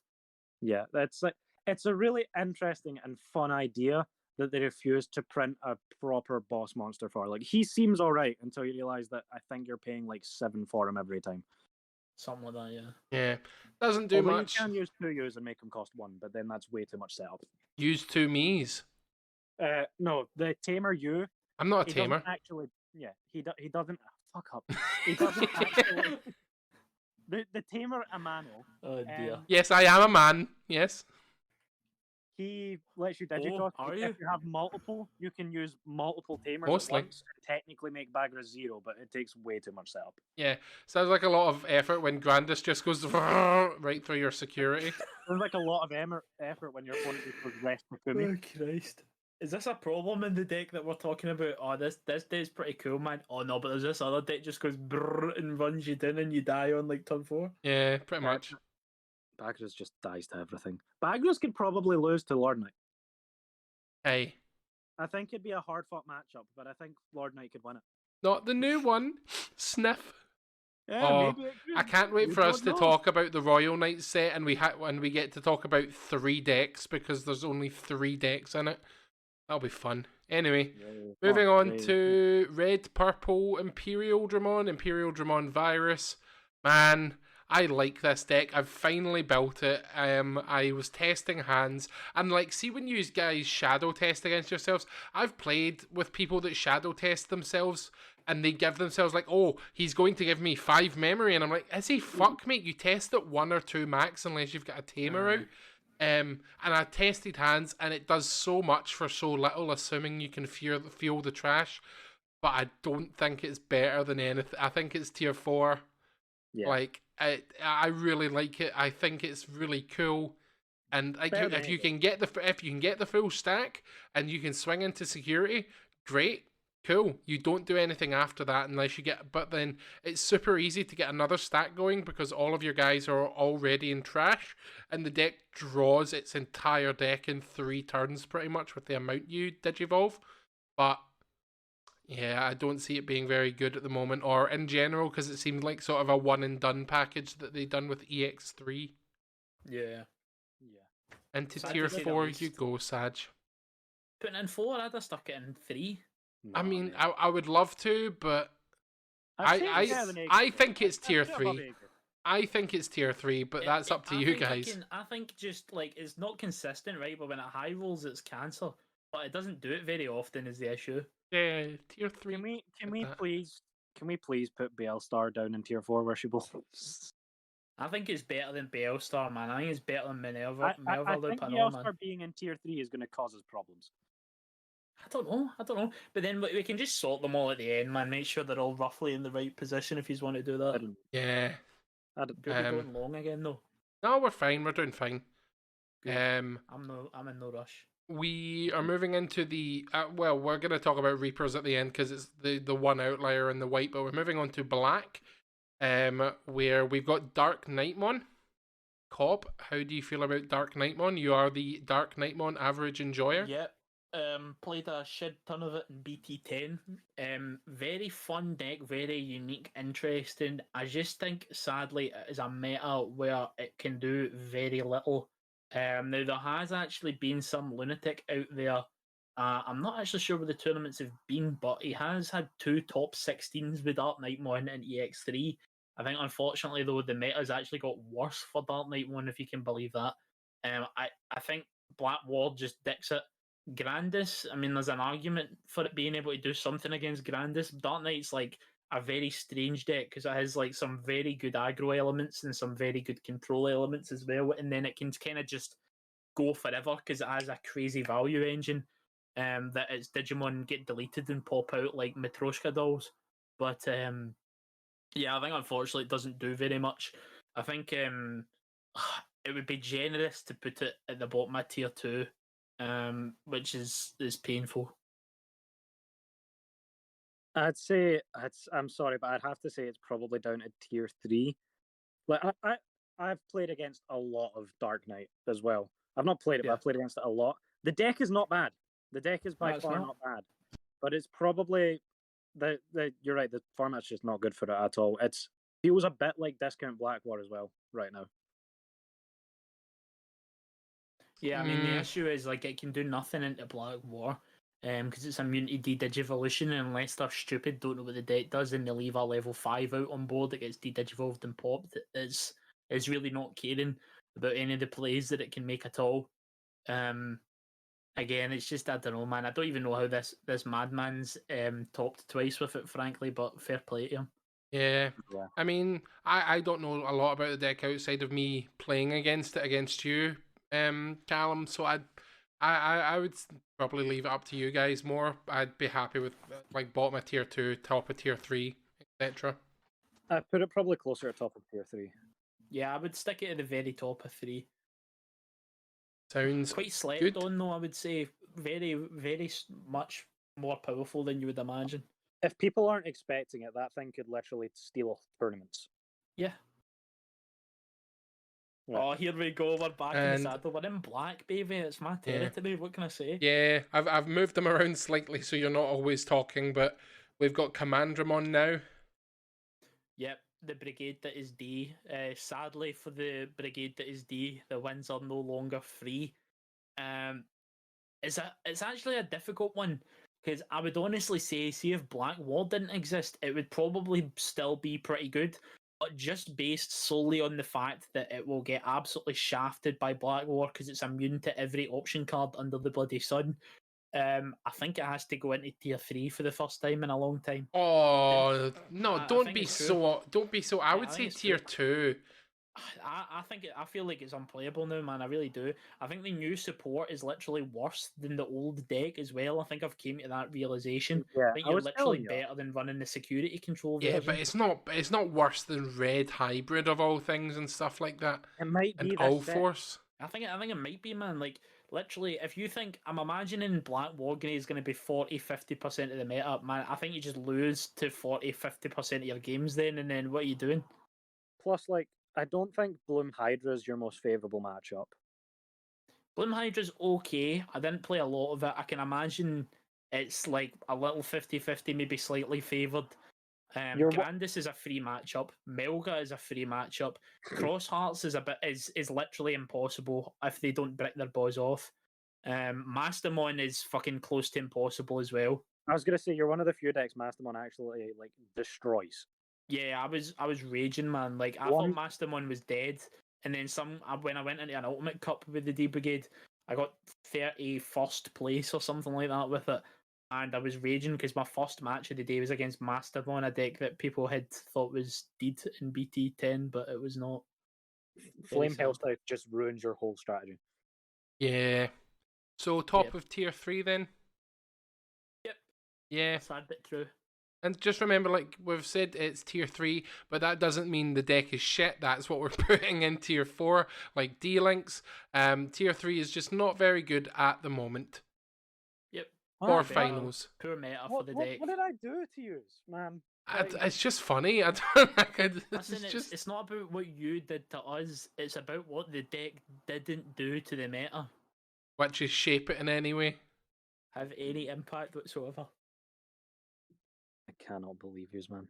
So The moving on fucking to BL fires up there. the sort of the picture face of this year's finals was one of the best decks in format for a long time, has been hit with a couple bans, but has still seen a lot of play. Alphamon.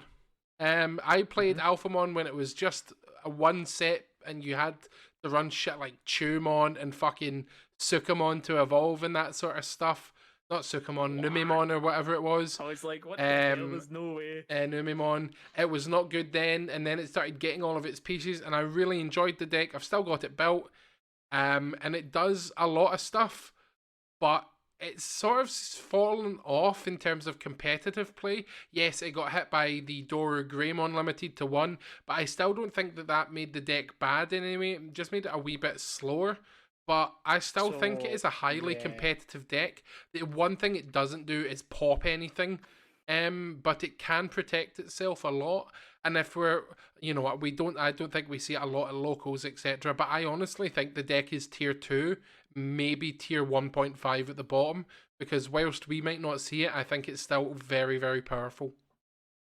I think you're coping at your god to put it in 1.5. That right? wasn't what I was expecting. To put it in 1.5, right? I've played a decent amount of it. See when that guy, so a guy got first place with it in EX3 format, and people kind of went, holy fuck, this is still a deck. Because literally people thought the deck was unplayably bad after they nerfed the Dora Greys to 1. Because you couldn't get your Cool Boy at level 5, and you couldn't run the Dex Dora Grey, which was really good for the deck as well. But basically, this guy topping made people start to think it's playable again and played it. I have played it since then, and I'm not going to claim to be a mastermind with it or anything, but I think I'm a competent player with it.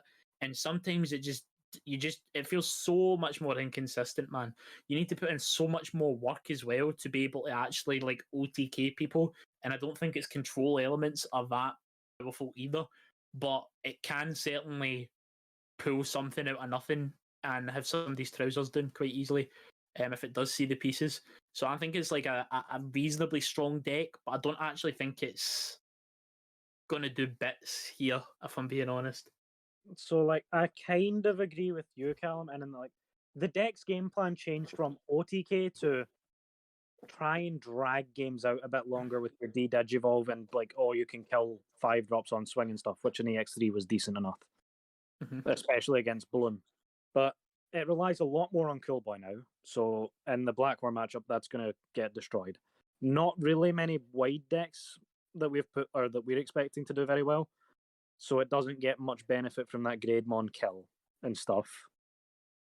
I just don't see where it's because it's so much slower and a lot of the decks are like the faster decks as format. I just don't see where it's going to pull its way through. I don't think it holds a candle to any of the 1.5 and above decks. Yeah. I think you can make a case for putting it near the bottom of tier 2, maybe like in between Allforce and Red Hybrid. I'd say maybe you could put a case for it being above Allforce, I think.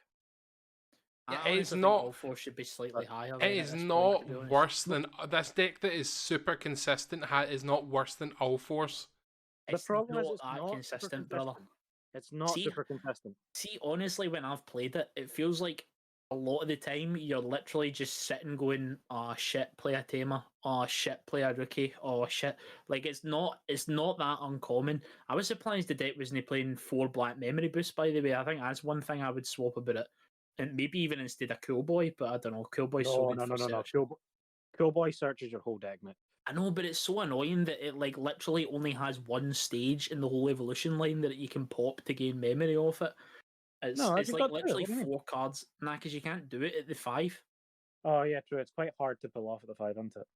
Yeah, I honestly feel like Black Memory Boost might be better, but I mean, I clearly don't know more than somebody Sure. who actually topped a tournament Yeah. with it in this state. I I- don't think the deck's great, but I think it can do some good things, so I'd put it about there. Aye. I feel like at its best, it's just below Jessmon, but because of its like consistency issues, it's probably about where you've put it. Yeah.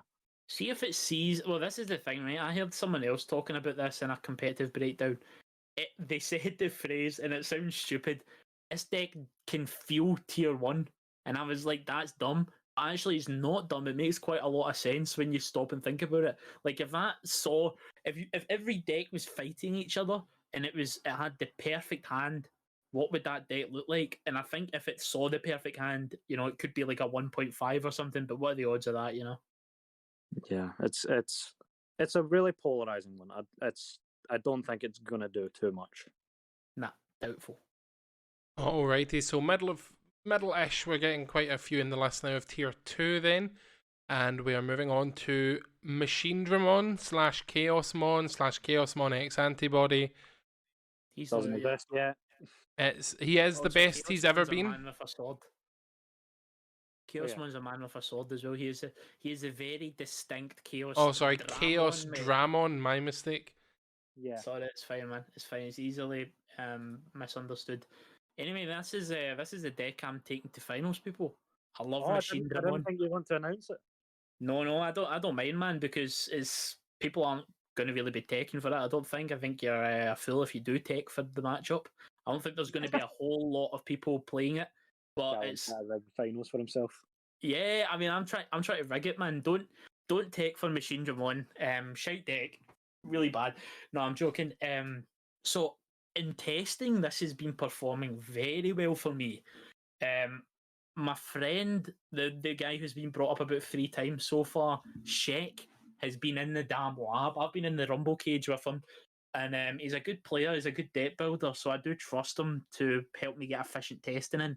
And I'm not joking. I've probably played about 15 sets against Blackwood Greymon, and the second day of testing we did, I went 6-1 against it. So I'm feeling really well, really good about the matchup.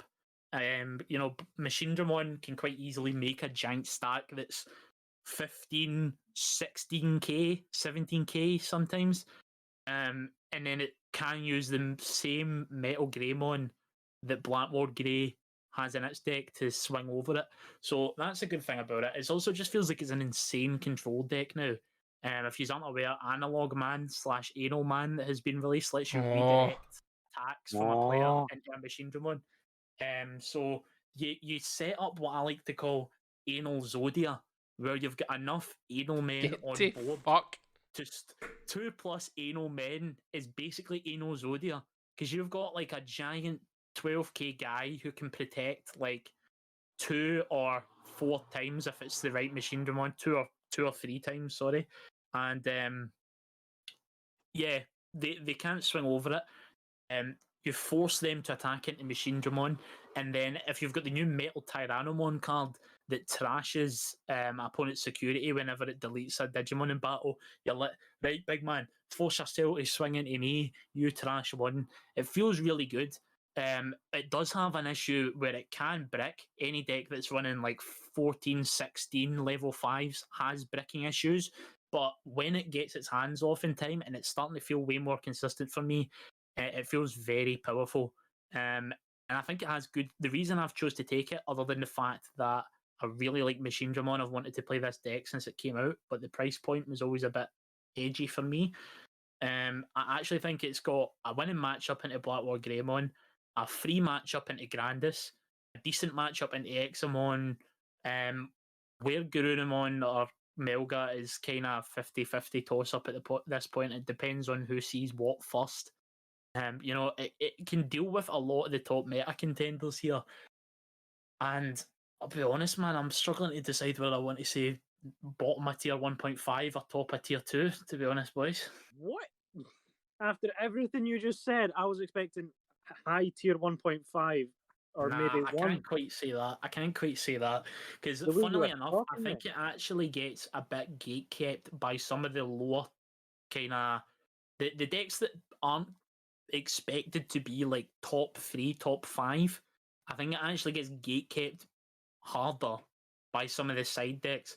Like I think Crossheart could give it a hard time if it doesn't see its pieces on time, and you don't see the anal. This is another thing, right? If you don't see the anal man in time, you are struggling a little bit, and you only run 4 in the deck, and there's only the new Machine Dramon in the list I run that searches it. So if you don't see him, it can be hard. If you get a really bad hand early, you in the lists, people are only running around 10 rookies, and I've cut my level 4 lineup from 8 down to 7 now. So it can brick his balls off is basically the reason why I'm saying no to do it. But the other thing is Chaos Dramon evolves up the stack now. It used to just hard drop Digimon, Machine Dramons, and swing for value. You can do that now. You still run 3 heavy mobile, but the fact that you can just evolve into a Chaos Dramon and de-digivolve something by 3 and make a pretty potent stack is a bit deadly with it. So I don't know. I'd maybe say bottom of 1.5, man. I also don't know how many people are going to be playing it, so I think that might also impact how well it does. I think it's middle of 1.5. I'd put it next to Bloomlord, personally. Yeah, I think I could agree with that, honestly. Yeah. It's like when we were it's been testing, pretty good, man. the deck's biggest weakness is choking. Yeah. And whose isn't? The only way to get around that is with anal. The only way to get around choking is with anal, guys. So the issue is with anal as well. Sometimes you've not got guys big enough to help you. So, it's yeah, we've passed the 2 hours mark for sure with this track of thought. But it actually happens quite frequently when you run out of 5s to pitch, right? And I'm not joking. You're in a deck with 15 level 5s and you still somehow run out of them because you've had to evolve into one. You've slipped 4 under. You've slipped 1 under, a digit or 2 under, and and even at that point, anal won't help you. The only problem with anal is when you don't have enough guys to help you. Big enough guys to help you. Talking about big guys, we've got Galactimon next. And in Machine Dramon, you have the same problem, Matthew. Sorry. Continue. No, I'm happy with 1.5. I would have put it higher, to be fair. But then again, I really don't rate Examon, so my point of contention stands with that. You could probably drop Examon, but a wee bit, not to 2, but I think you could drop it down the pecking order. I just think Bryce's understanding of what he just said makes a lot of sense. I think the deck is slept on. I have played a lot of it. Yeah, it's a rising deck, definitely, at the minute. It's a hot deck. But it doesn't run any anal men, so it's not hot, really, is it? So Galacticmon. The more you may play up to 50 cards of Vemmommy or whatever the fuck we called it last time. Vemmommy. I think I'd lost my mind at that point, to be honest. I was very tired. We're getting there again. You ever gonna put that picture on screen though? No. The Vemmommy. No. That's fine.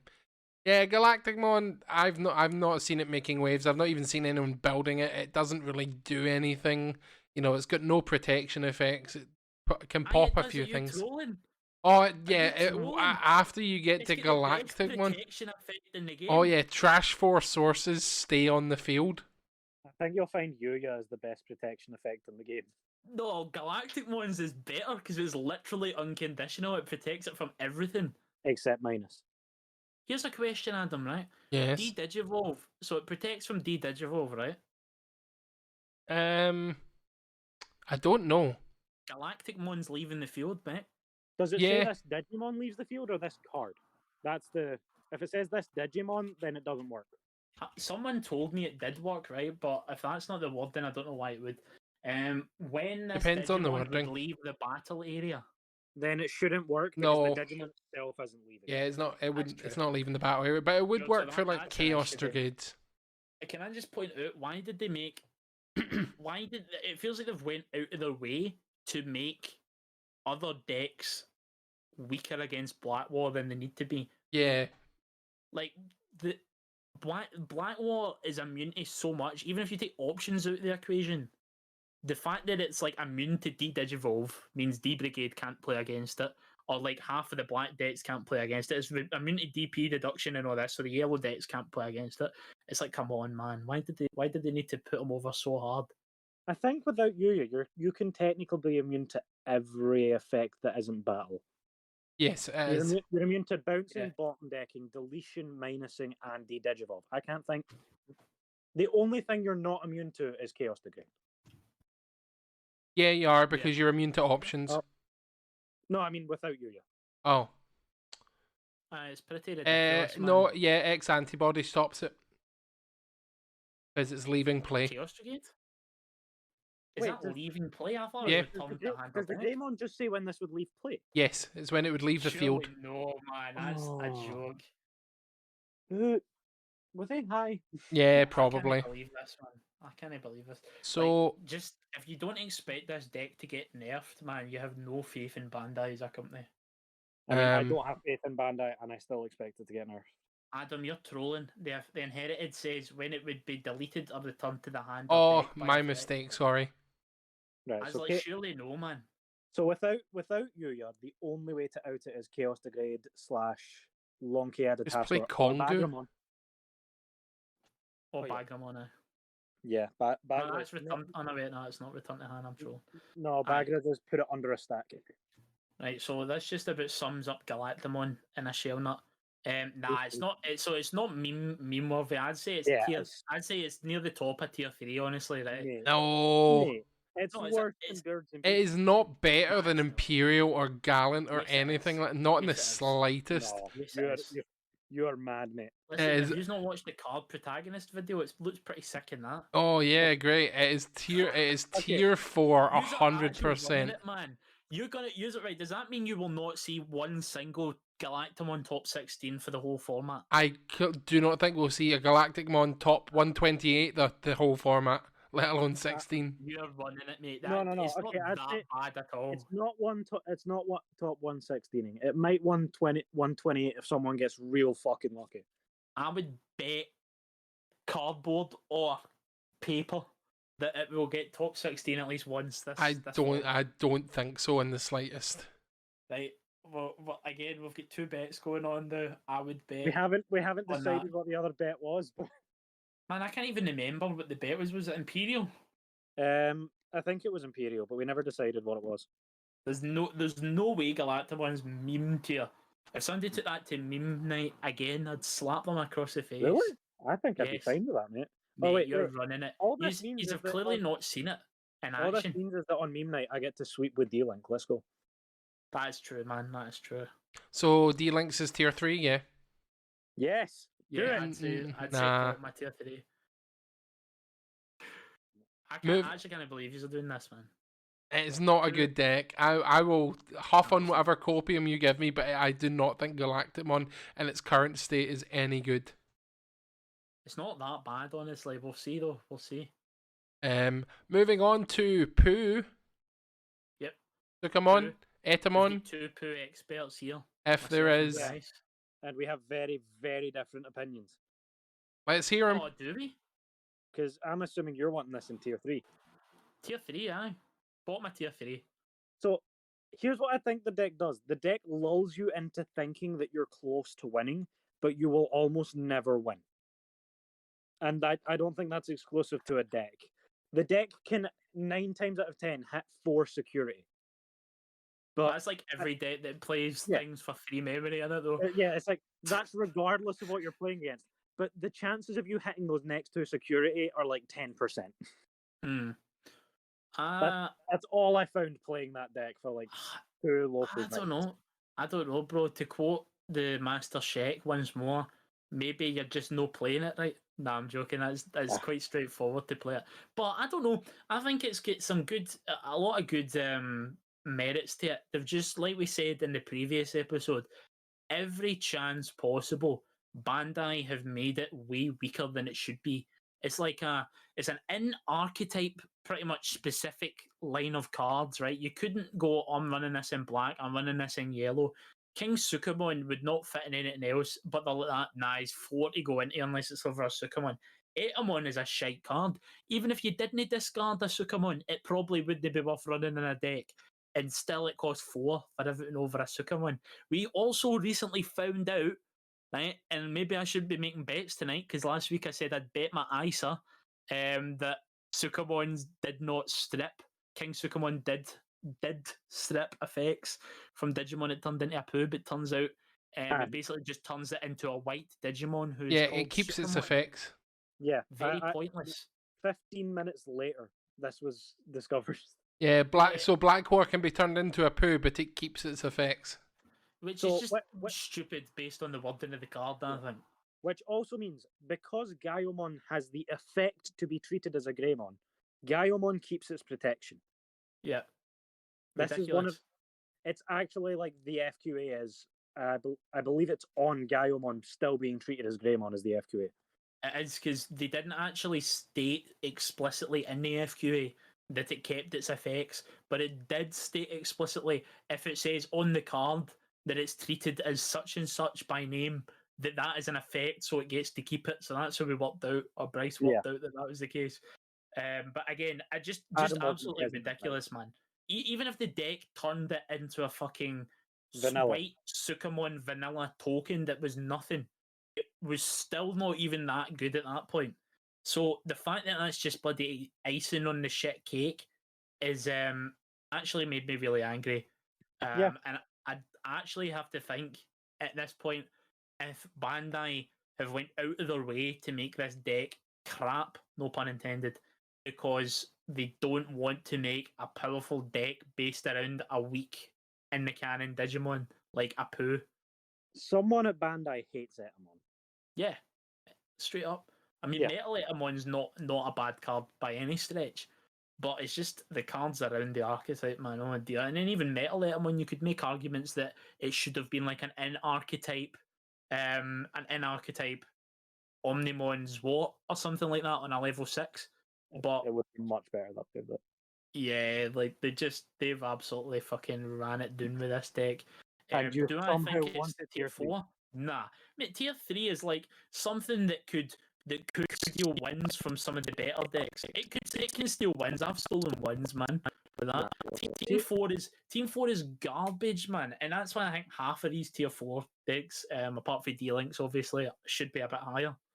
Because the way I'm looking at it is, tier 3 is in optimal circumstances you could top. I don't think with optimal circumstances you're topping with poo unless all of the tier 1 and 1.5 decks are not there. I don't think anything in tier 3 tops. Nah, bro. I can see, well, one, I do not see BL-Star ever topping, but I can see the other cards there. Like Dark Knight, you've said that man managed to top with it in a format that was already shit enough for it. I can see the decks in tier 3 maybe topping. I'm not saying they're going to top, but I can see they have a very slight chance. Pooh never has that. Mm. And neither does BL-Star. Well, again, I'm like, because I've got a different idea of what the tiers mean to me, I'm like, well, by that logic, I would drop down friggin' half of them to meme tier. 2, for me, 2 is the cutoff point for like a consistently decent meta deck. Yeah, but that's exactly what I'm saying. 2 is consistently decent. Tier 3 is pretty meh, but can top. I wouldn't say tier 3 decks. Well, and then again, I'm like that. Can top is a very broad term, because how many things like sneak one top in randomly in the set? Like, yeah, well that's but then even none of them expect it. Like, you don't expect to see when these things show up. It was like some guy topped with armors, and people were like, "Holy shit, armor's playable." No, he's probably just mastered the deck, and he's had like decent matchups on the day, and he's played it perfectly, you know. So yeah, I don't know. And that's basically my envision of tier 3 is. It's not impossible. Tier 4 is it's impossible. Okay, well, I don't know if it's impossible, brother. I think it might be, mate. But what if King Sukamon swings into security and kills Blackmore Greymon with it? I think Adam's placing it in the right place in that. I think it's better than Grandis, honestly. Yeah, I actually think it might be the best deck of the format. Just below Blackmore. If King Suka top 16s an event of more than like 100 people or more than 100 people, Yeah. I will eat a ghost pepper. Excellent. Okay. On the channel, let's go. Sounds good. Yeah. Okay, I'll take that bet because I get nothing. Well, But wait, no. If it doesn't top, you eat the ghost pepper. Oh, You've got like 3 months, mate. 3 what months. about if I win a top. locals, mate? No, 100 plus people. 100 plus people. Oh, mate, nobody's going to be playing it. I'm not taking that risk, man. I'm not How taking about that this risk. How about this then? If it tops, I'll eat the ghost pepper, and if D-Link tops, you'll eat it. Okay, yep. Can we Happy with film that. this for the channel? Oh, Happy with 100%. that. If it happens. What? Here's the thing. Worst case scenario, we're both eating a ghost pepper. Oh god, imagine. But then that would be. It's one event where you win either way because if Yeah. you know you'd probably be happy to see. I Pooh win top either and way. Honestly, D-Link's win. I'd be ecstatic if Pooh topped, but I I'd just be don't if- ever see it. Yeah, and if D-Link's topped that bill, that's pretty cool. How would it do that? Aye, I'll be the one topping now. You have to go to the events, brother. Get yourself signed up for some Ultimate Right. Cups. Okay, comments. Here's what I want to hear. Do I just hard push D-Links this set, or do I play hybrids? Please tell me. Tell me If you what want to to be play. the D-Links guy, brother, I would respect you more if you tried to slam D-Links if you think it's good. Yeah, there's a Yeah, couple but of I events enjoy coming yellow up. You hybrid. gotta go to them so you can top to make him eat the ghost pepper. Adam, Bryce, are you planning to go to any events online or in person in this set? So- not really, but if the comments are like decisive on one deck, I will hard slam that and go to an event this set. Oh, let's go. So if you decide that you want me to take a D-Link to an event, go for it. So me. how many comments do we need? 2 or 1? One. Uh, One. Oh, cool. Make fake No, account. if- Got it. if the people who comment all say D-Link, or like if it's 2 people, or what? If no one says yellow hybrid and someone says D-Link, I'll go for it. Okay. That's a bet. Right. Yeah. So It might Pooh. be an online event So because I'm broke. Pooh is in tier 4. Who is Yes. tier 4? Good old Pooh. Some actual come on, copium sit it huffers next I've to seen, me, by the way. Give me some Some- company. Mate, Give me some Galactamon's company there. better than Pooh as well, man. What is this pish? Commander one is better than Pooh. No, not Commandmon, Galactamon. Galactamon's So- tier 3 though. I could put that up mid tier 3 easy. Okay, here's the Clap. thing. Do you ever think Eosmon topped? Yes. Back in the Wait, day or did now? It No, topped back when it. I once actually don't What? know, man. at an Eosmon- unofficial winner case Oh, shut the fuck up. when our friend Melrose was playing it. Win a case? Yeah. Is that back at CC? No, it was down in Liverpool at Crit Hit. Oh Christ, Team Crit. Oh, I remember they were like I got- advertising that one at one. I think at some event. Yeah. And he That's won, the man, event that that's I cool. took Jessmon BT6 to and destroyed 2 security control players, then shat the bed really badly by not drawing a single thing for 6 games. I think Oh the boy, only he'd reason be BL shit. Star, I think the only reason BL Star was playable in BT6 was because so many people were playing fucking Jessmon. Delicate plan, mate. No. All the way. And the plan is delicate. So that brings Right, us to the final deck that we are considering. Again, we may have missed some, but hey ho, it is the ever outlier, the D Reaper deck. I mean, it's fine. Like, No, it's not fine anymore, mate. It's just a bit slow. it's very slow. You know, it doesn't really do anything. That Reaper, if it hits anything in security, is dying. And yeah, it's just a bit slow. I don't think it's meme worthy quite yet, although it would be No. nice to line up the thing with an extra block, but It's probably tier 3, mhm. and is what like the fact is, if Black War's in a tournament, it will never win a tournament. Yeah. And Yeah. Machine Dramon also the same reasoning. So Black War, Grandis, Machine Dramon, Jessmon. You could maybe even make an argument that Melga just outspeeds it. Those guys Also, wait, can how's all. Grandis swinging? Wait a minute. Grandis isn't swinging. Not on it. Grandis, sorry. All of Like, those Grandis guys. probably just beats it by killing it anyway, killing the Yeah. security side. All of Yeah, those Grandis guys can is swing directly into D Reaper, Mother D Reaper, which kills it completely. Like, you might as well just go GG game 2 at that point, because you're not getting another one out in the time that it takes for them to kill you. So yeah, I'd probably bottom of tier 3. Like, it's not a meme deck. You could, by some miracle, probably top 16 with it. If you somehow don't see a single Black World turn. I don't think it's possible, honestly, anymore. I think it's too slow against half the meta. I think it's what are the odds that you don't see something that friggin' can kill it as well, man? There's so many auto lose things in the meta Yeah. that I'm just like, how high roll do you have to go to It's not like- get an auto lose matchup and also get lucky enough to win against decks that are stronger? Its big trump card of Gatekeeper doesn't even work that well anymore. It's like Grandis rests it, Examon rests it, Machine Dramon swings through it, Examon doesn't rest it. Examon on swing suspends one of your opponent's Digimon. It doesn't. Maybe. It doesn't affect D Reaper though. No, Aye, it's I not a think big Gatekeeper. Oh, I think sorry, right. Gatekeeper. Like it's big trump card Gatekeeper. Aye, so There's maybe one deck in tier 1.5 that can't out it with ease. Yeah, I would agree with Yeah. that. Bottom of yeah, tier get 3 that for me. shit out of here, man. Yeah. So is Yeah. that Yeah. then? That That brings is us ours, isn't it? to the end of the tier list. Let's go through them all for the benefit of the audio listeners. If you have made it this far, thanks very much for sticking around.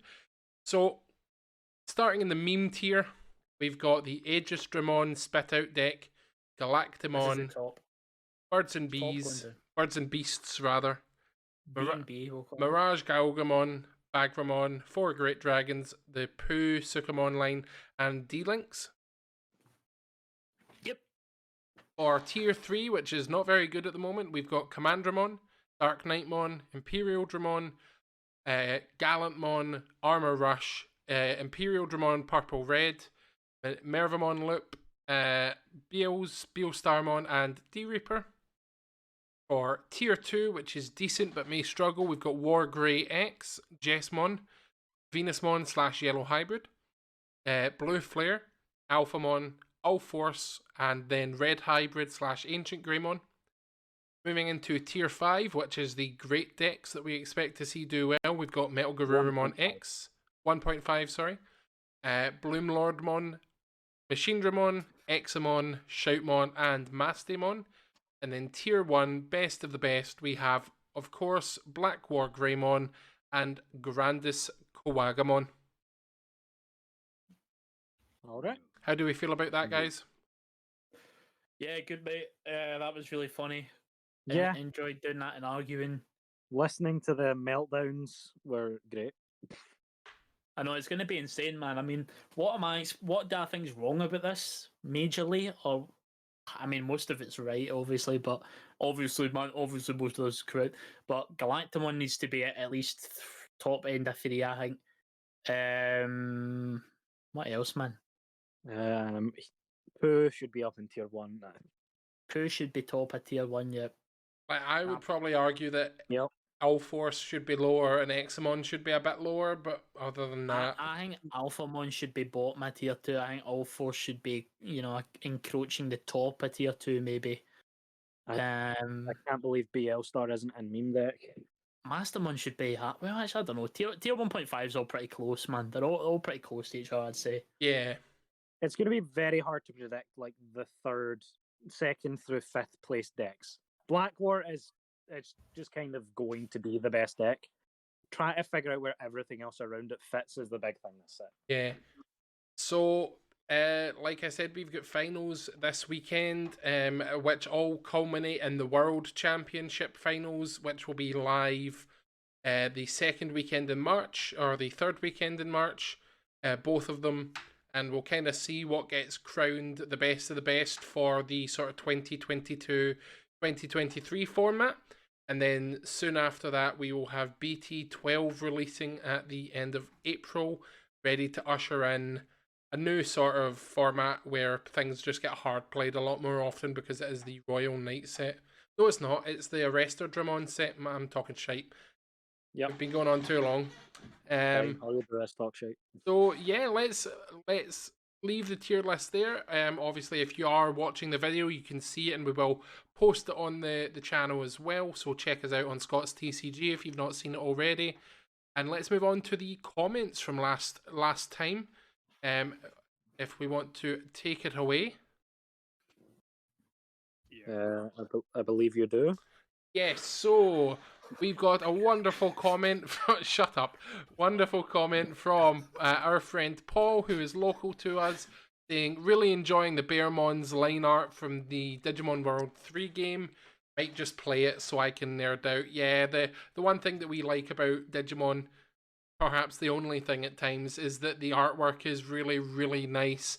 You know, even crappy throwaway vanilla commons that no one's ever going to play has individualized, you know, independent artwork taken from the games or the animes or even some of the mangas. So yeah, the artwork is always good, and I do like the Bearmon line. It's a cool epic reference. I like Bearmon as well. Never played Digimon World 3 though. I tried to play it one time, and literally what happened was I grounded up for like an hour, and then I flew too close to the sun, died, and lost an hour's progress. Closed the game, never opened it again. So Yeah, but right. Oh yikes! I've got the game. My mate got me it for Christmas, and I've been meaning to play through it. So I'll let you know if it's good. yeah, it's a weird one for me because for me, Digimon games are all about digivolving, right? Like, see if the digivolving mechanic is not, peak. I'm not a big fan, and I don't like the way that game does it, where it's like you can unlock like multiple lines and stuff for the same Digimon, and you like go into the battle and then you evolve mid battle and stuff. I don't know if I'm a fan of that, but it's a cool game. Sounds more accurate to the anime, at least. It is, to be fair, yeah. But aye. Aye. Move on, shall we? Yeah. Yeah. So we've got the main man, Daniel Garcia, coming back. Daniel says, with Nationals occurring so close after the release of BT11, should Bandai try to make more of an effort to adjust their release dates of sets or tournaments to allow for players to have time to play test thoroughly? Or is the scramble of having to take your best guess of what is actually going to top good for the game? Love to hear your thoughts. Thank you again for another great podcast. Daniel, thank you for another great comment. We appreciate that. Yes, thank you for listening, sir. Very good of you, mate. I think it's an interesting one. Honestly, my idea of if it's good or not has actually went up and down. Like I said a couple of weeks ago, I can't remember if it was the last podcast or the one before. I ended up deciding not to go to finals, and I've backtracked on it. One of the reasons why was actually because I was like, couldn't be asked scrambling to get stuff for finals in time. I wasn't off when pre-releases were happening, so I couldn't partake in them. It was a bit of a bollock, but because some shops near us may or may not sell boxes on the weekend of pre-release, I managed to get my stuff in time. If not, I would probably still be playing proxies last week, testing. But it is a nightmare, man. I'll be honest with you, trying to get it out in time. And I think there should be at least maybe, a month of a meta. We've spoke about this before. And I think it would have actually been better if EX3 was the set that they did finals for, honestly. So that's what the Latin America finals were. They didn't allow BT11 because they were the weekend of the release date. So they were an EX3 meta, which is why we've not really talked about it, because it's not relevant to this sort of tier list discussion. We will take it into account in the later sort of video, though. Or podcast, rather.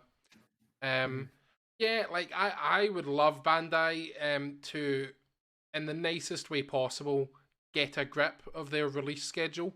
It's so jarring to have a set release and then another set a month after that, and then nothing for 3 months, and then another set 2 months down the line. Like, it's just every 2 to 3 months is absolutely fine with me. Just keep it consistent. Like, yeah, you're gonna get delays. We all know that the big bad B word Brexit is looming over us and continues to do so. We know delays are going to happen. We've gotten used to it. But if you could just get a release schedule that, you know, lets us play the format for a while, I would really appreciate that. Speaking of delays, One Piece Set 2 delayed, cry. Yeah. I don't actually mind the early nationals kind of thing. I don't like that it's finals at the start of a set. That's what I mean, yeah. That scale of event is bad, but like the scramble of trying to prepare for nationals with only like a week for maybe like a 200-person event, something smaller. No, that's not very small, but like a smaller scale national can be quite fun. Try to scramble and figure out the meta on your feet, but for something like finals, I mean, it's a bit shit. Could yeah. I mean, like people don't have time really to play physically in person with, you know, I mean, I guess people can use proxies, people test online, but like folk aren't going to locals with BT11. There's been like 1 or 2 weeks of BT11 locals. I would have liked to have seen an environment where people had mastered the format, people had cracked it, and then, you know, people are trying to do the best of the format. Like Bryce says, if it wasn't finals, I would be absolutely fine with it. Like I'm of two minds. The one I completely agree with everything that you've said, but on the other hand, I kind of like that it's sort of unknown because it lets people who are truly the best at the game come forward with the deck that they've worked on and just do well with it. But the problem is, like we've said a few times, is that Black War is such a dominant, oppressive deck at the moment that people are just scrambling to tech against it, counter against it, or just play it in general. If Black War wasn't, I'm not saying that the deck shouldn't be a thing, but if it was less oppressive, less the best of the best, I think I would enjoy the run up to Nationals more because people are testing everything as opposed to just testing against Black War or testing their matchups with Black War, etc., etc. I don't know if like doing nationals early brings out the best of the best, because the problem with that is like there will always be a better deck each set and people will just play that.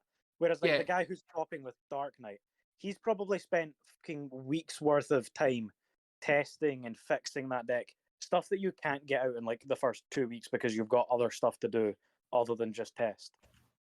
Yeah, like what Pokemon do with their sort of events is they scatter them from like there's usually one a month in the various places throughout the world. But what they tend to do is they coincide their release dates with the dates of major events. So the latest set that just came out in Pokemon is Crown Zenith, and that released on the day of the Liverpool regionals. So it wasn't legal, but it was there at the event for people to play test, for people to buy, for people to play inside events and stuff like that, and unofficial events that were run. So I kind of like that sort of approach where, you know, it's not legal for the main event, but you can buy it and start testing it now. Obviously, Pokemon's much, much bigger than Bandai is, but that sort of line would be, I think, could be quite cool, especially for in-person events. Concur. So cheers, Daniel. Appreciate the comment, mate. And Indeed. Cheers for enjoying the pod as well. Always nice to see people actually enjoying it as well. And come back and be regular commenters as well, yeah. Exactly. Yep. Well, speaking of regular commenters, looks like our new regular, UXO. Yes, welcome back. Welcome back. Another great episode, gentlemen. I was positively frothing from the mouth when I saw the 3 hours worth of commute entertainment show up in my feed. Oh, baby. To add a little bit to the discussion of the podcast, I'd like to ask your opinion on the new Ultimate Cup rules, taking into consideration the past years of the game's existence. We Europeans haven't received as many big tournaments as the American region, for example. Do you think it could affect the overall level of the region? This is to say that while we have a few gimmick tournaments, other regions have more competitive by-the-book tournaments, and that could affect the performance of the region at the end of the year qualifiers, world tournaments, where the rules are back to regular. Thank you very much, UXO. I'm going to take this if you don't mind. Go for it, because I don't know all 10 rule sets. Right. I fucking hate that Bandai have done this.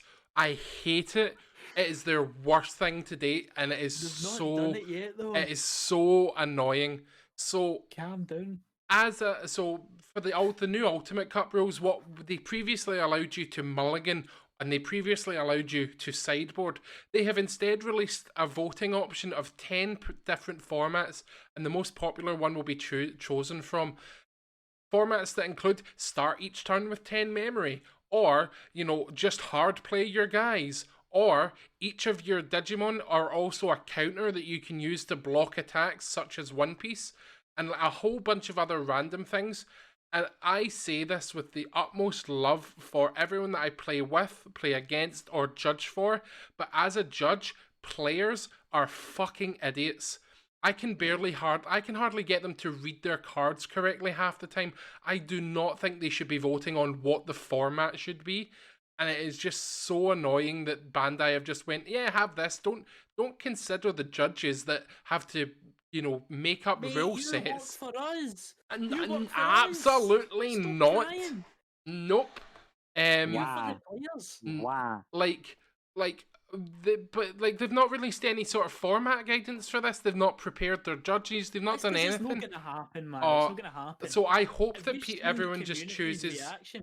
Everyone just choose mulligan or sideboard. For the love of God, that's where no judge has a problem with that. But I have not spoken to one judge who is not fucking seething that Bandai have just decided to drop this. And the newest one is in 2 weeks' time. Like, it's at the start of March where these rules are going into effect, and we're just like, what rules? We don't know what rules these are. Man, it's so bad. It won't happen. Literally, I don't know anyone that's voted for anything past sideboard mulligan, right? Okay. And everyone's kicking off. They might. Some people might be doing it, right? Maybe there's an underground 4chan petition to rig the vote in favor of everything that comes off stack gets played immediately. But I don't believe it, man. There's no way people want to play these tournaments in a competitive manner. They're interesting rule sets. Some of them, they're pretty much all ridiculous. They're just for fun. But it just seems like nobody wants them, man. Nobody. I've not seen one person say they want it. I've seen people threatening to refund tickets. But it's like not normal rules. It's a for-fun event that people that has like expensive prizes on the line. Never gonna get to talk. No, Callum, at Locals on Wednesday, someone was saying they liked one of the rule sets. Me and you were talking to them about it. They're running it. I don't even remember this conversation. Probably got. It was the other guy. It was the other guy playing poo. It was the other guy playing poo. Oh, he's running it, mate. He's running it. Aye. But what do you call it? If he's playing poo. I can't remember.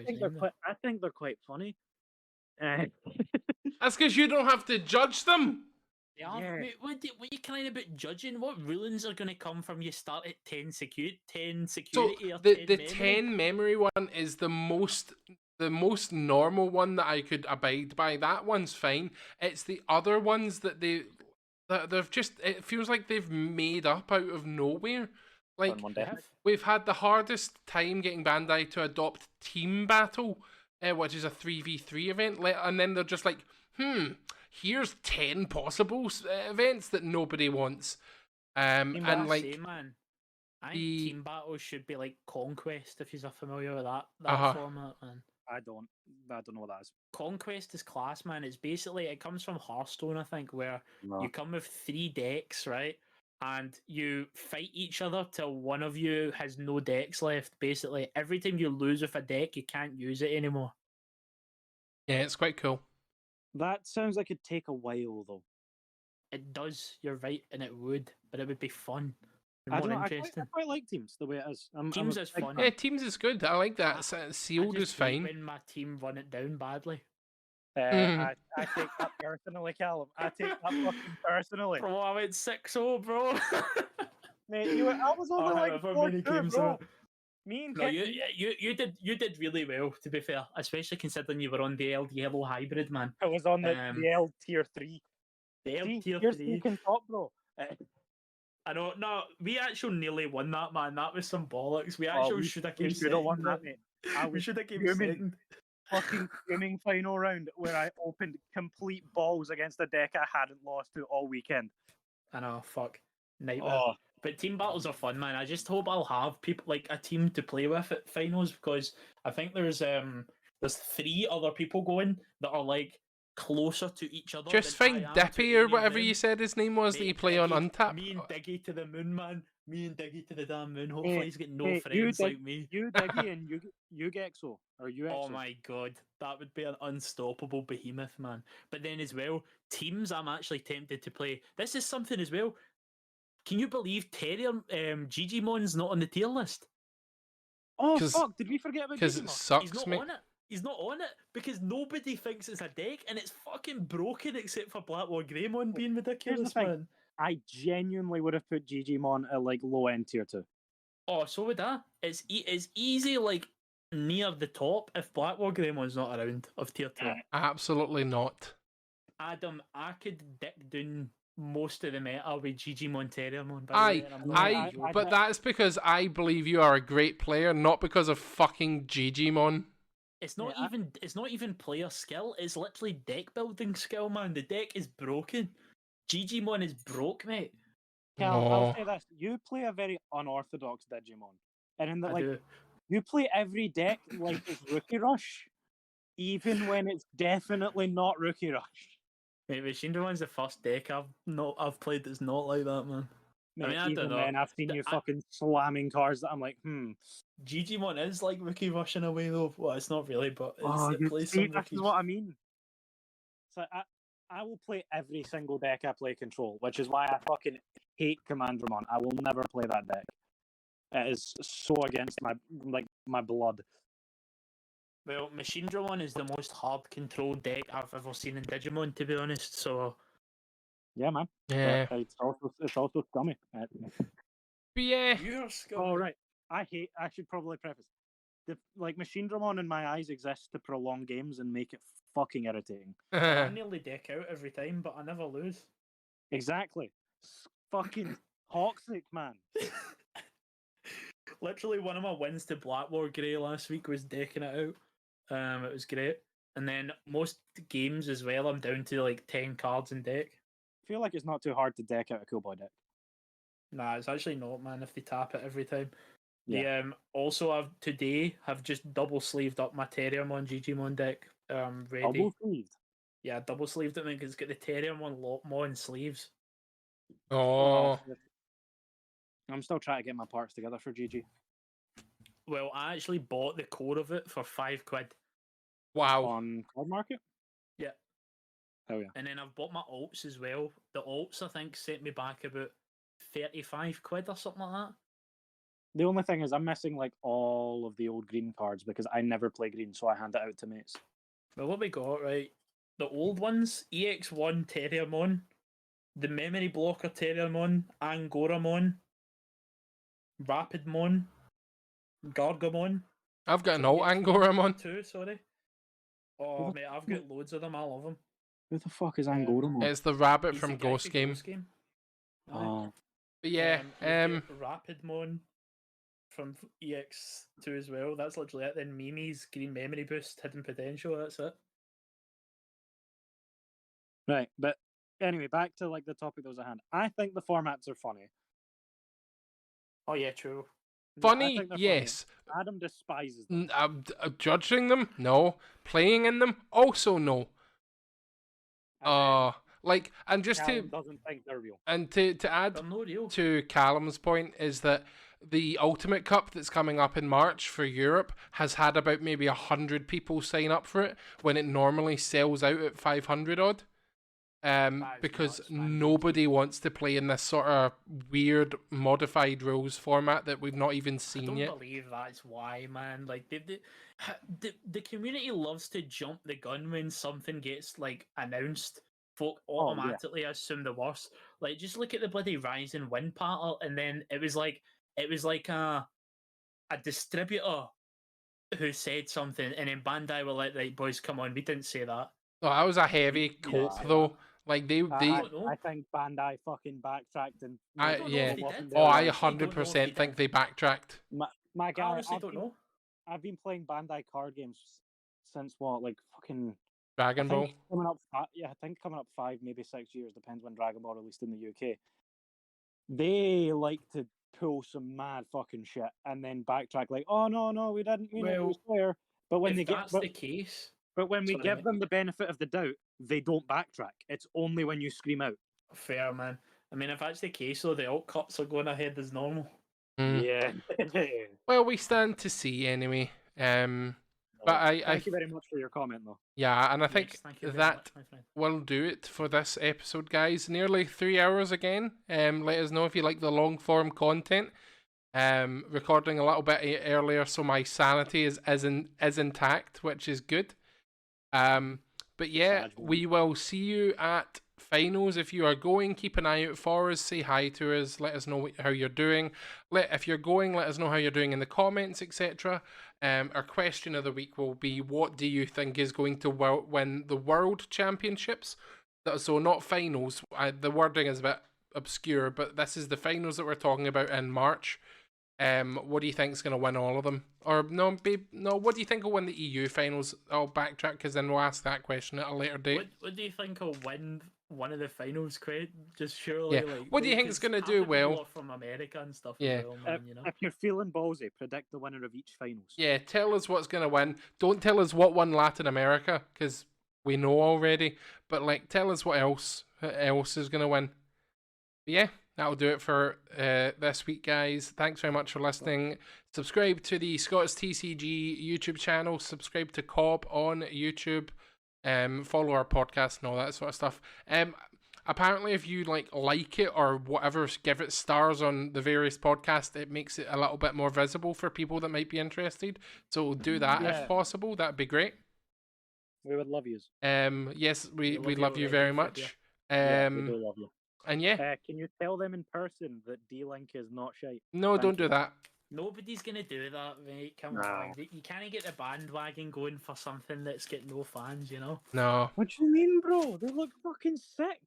See you later, guys. Pretty cool. Right. Cheers, guys. Bye. Bye.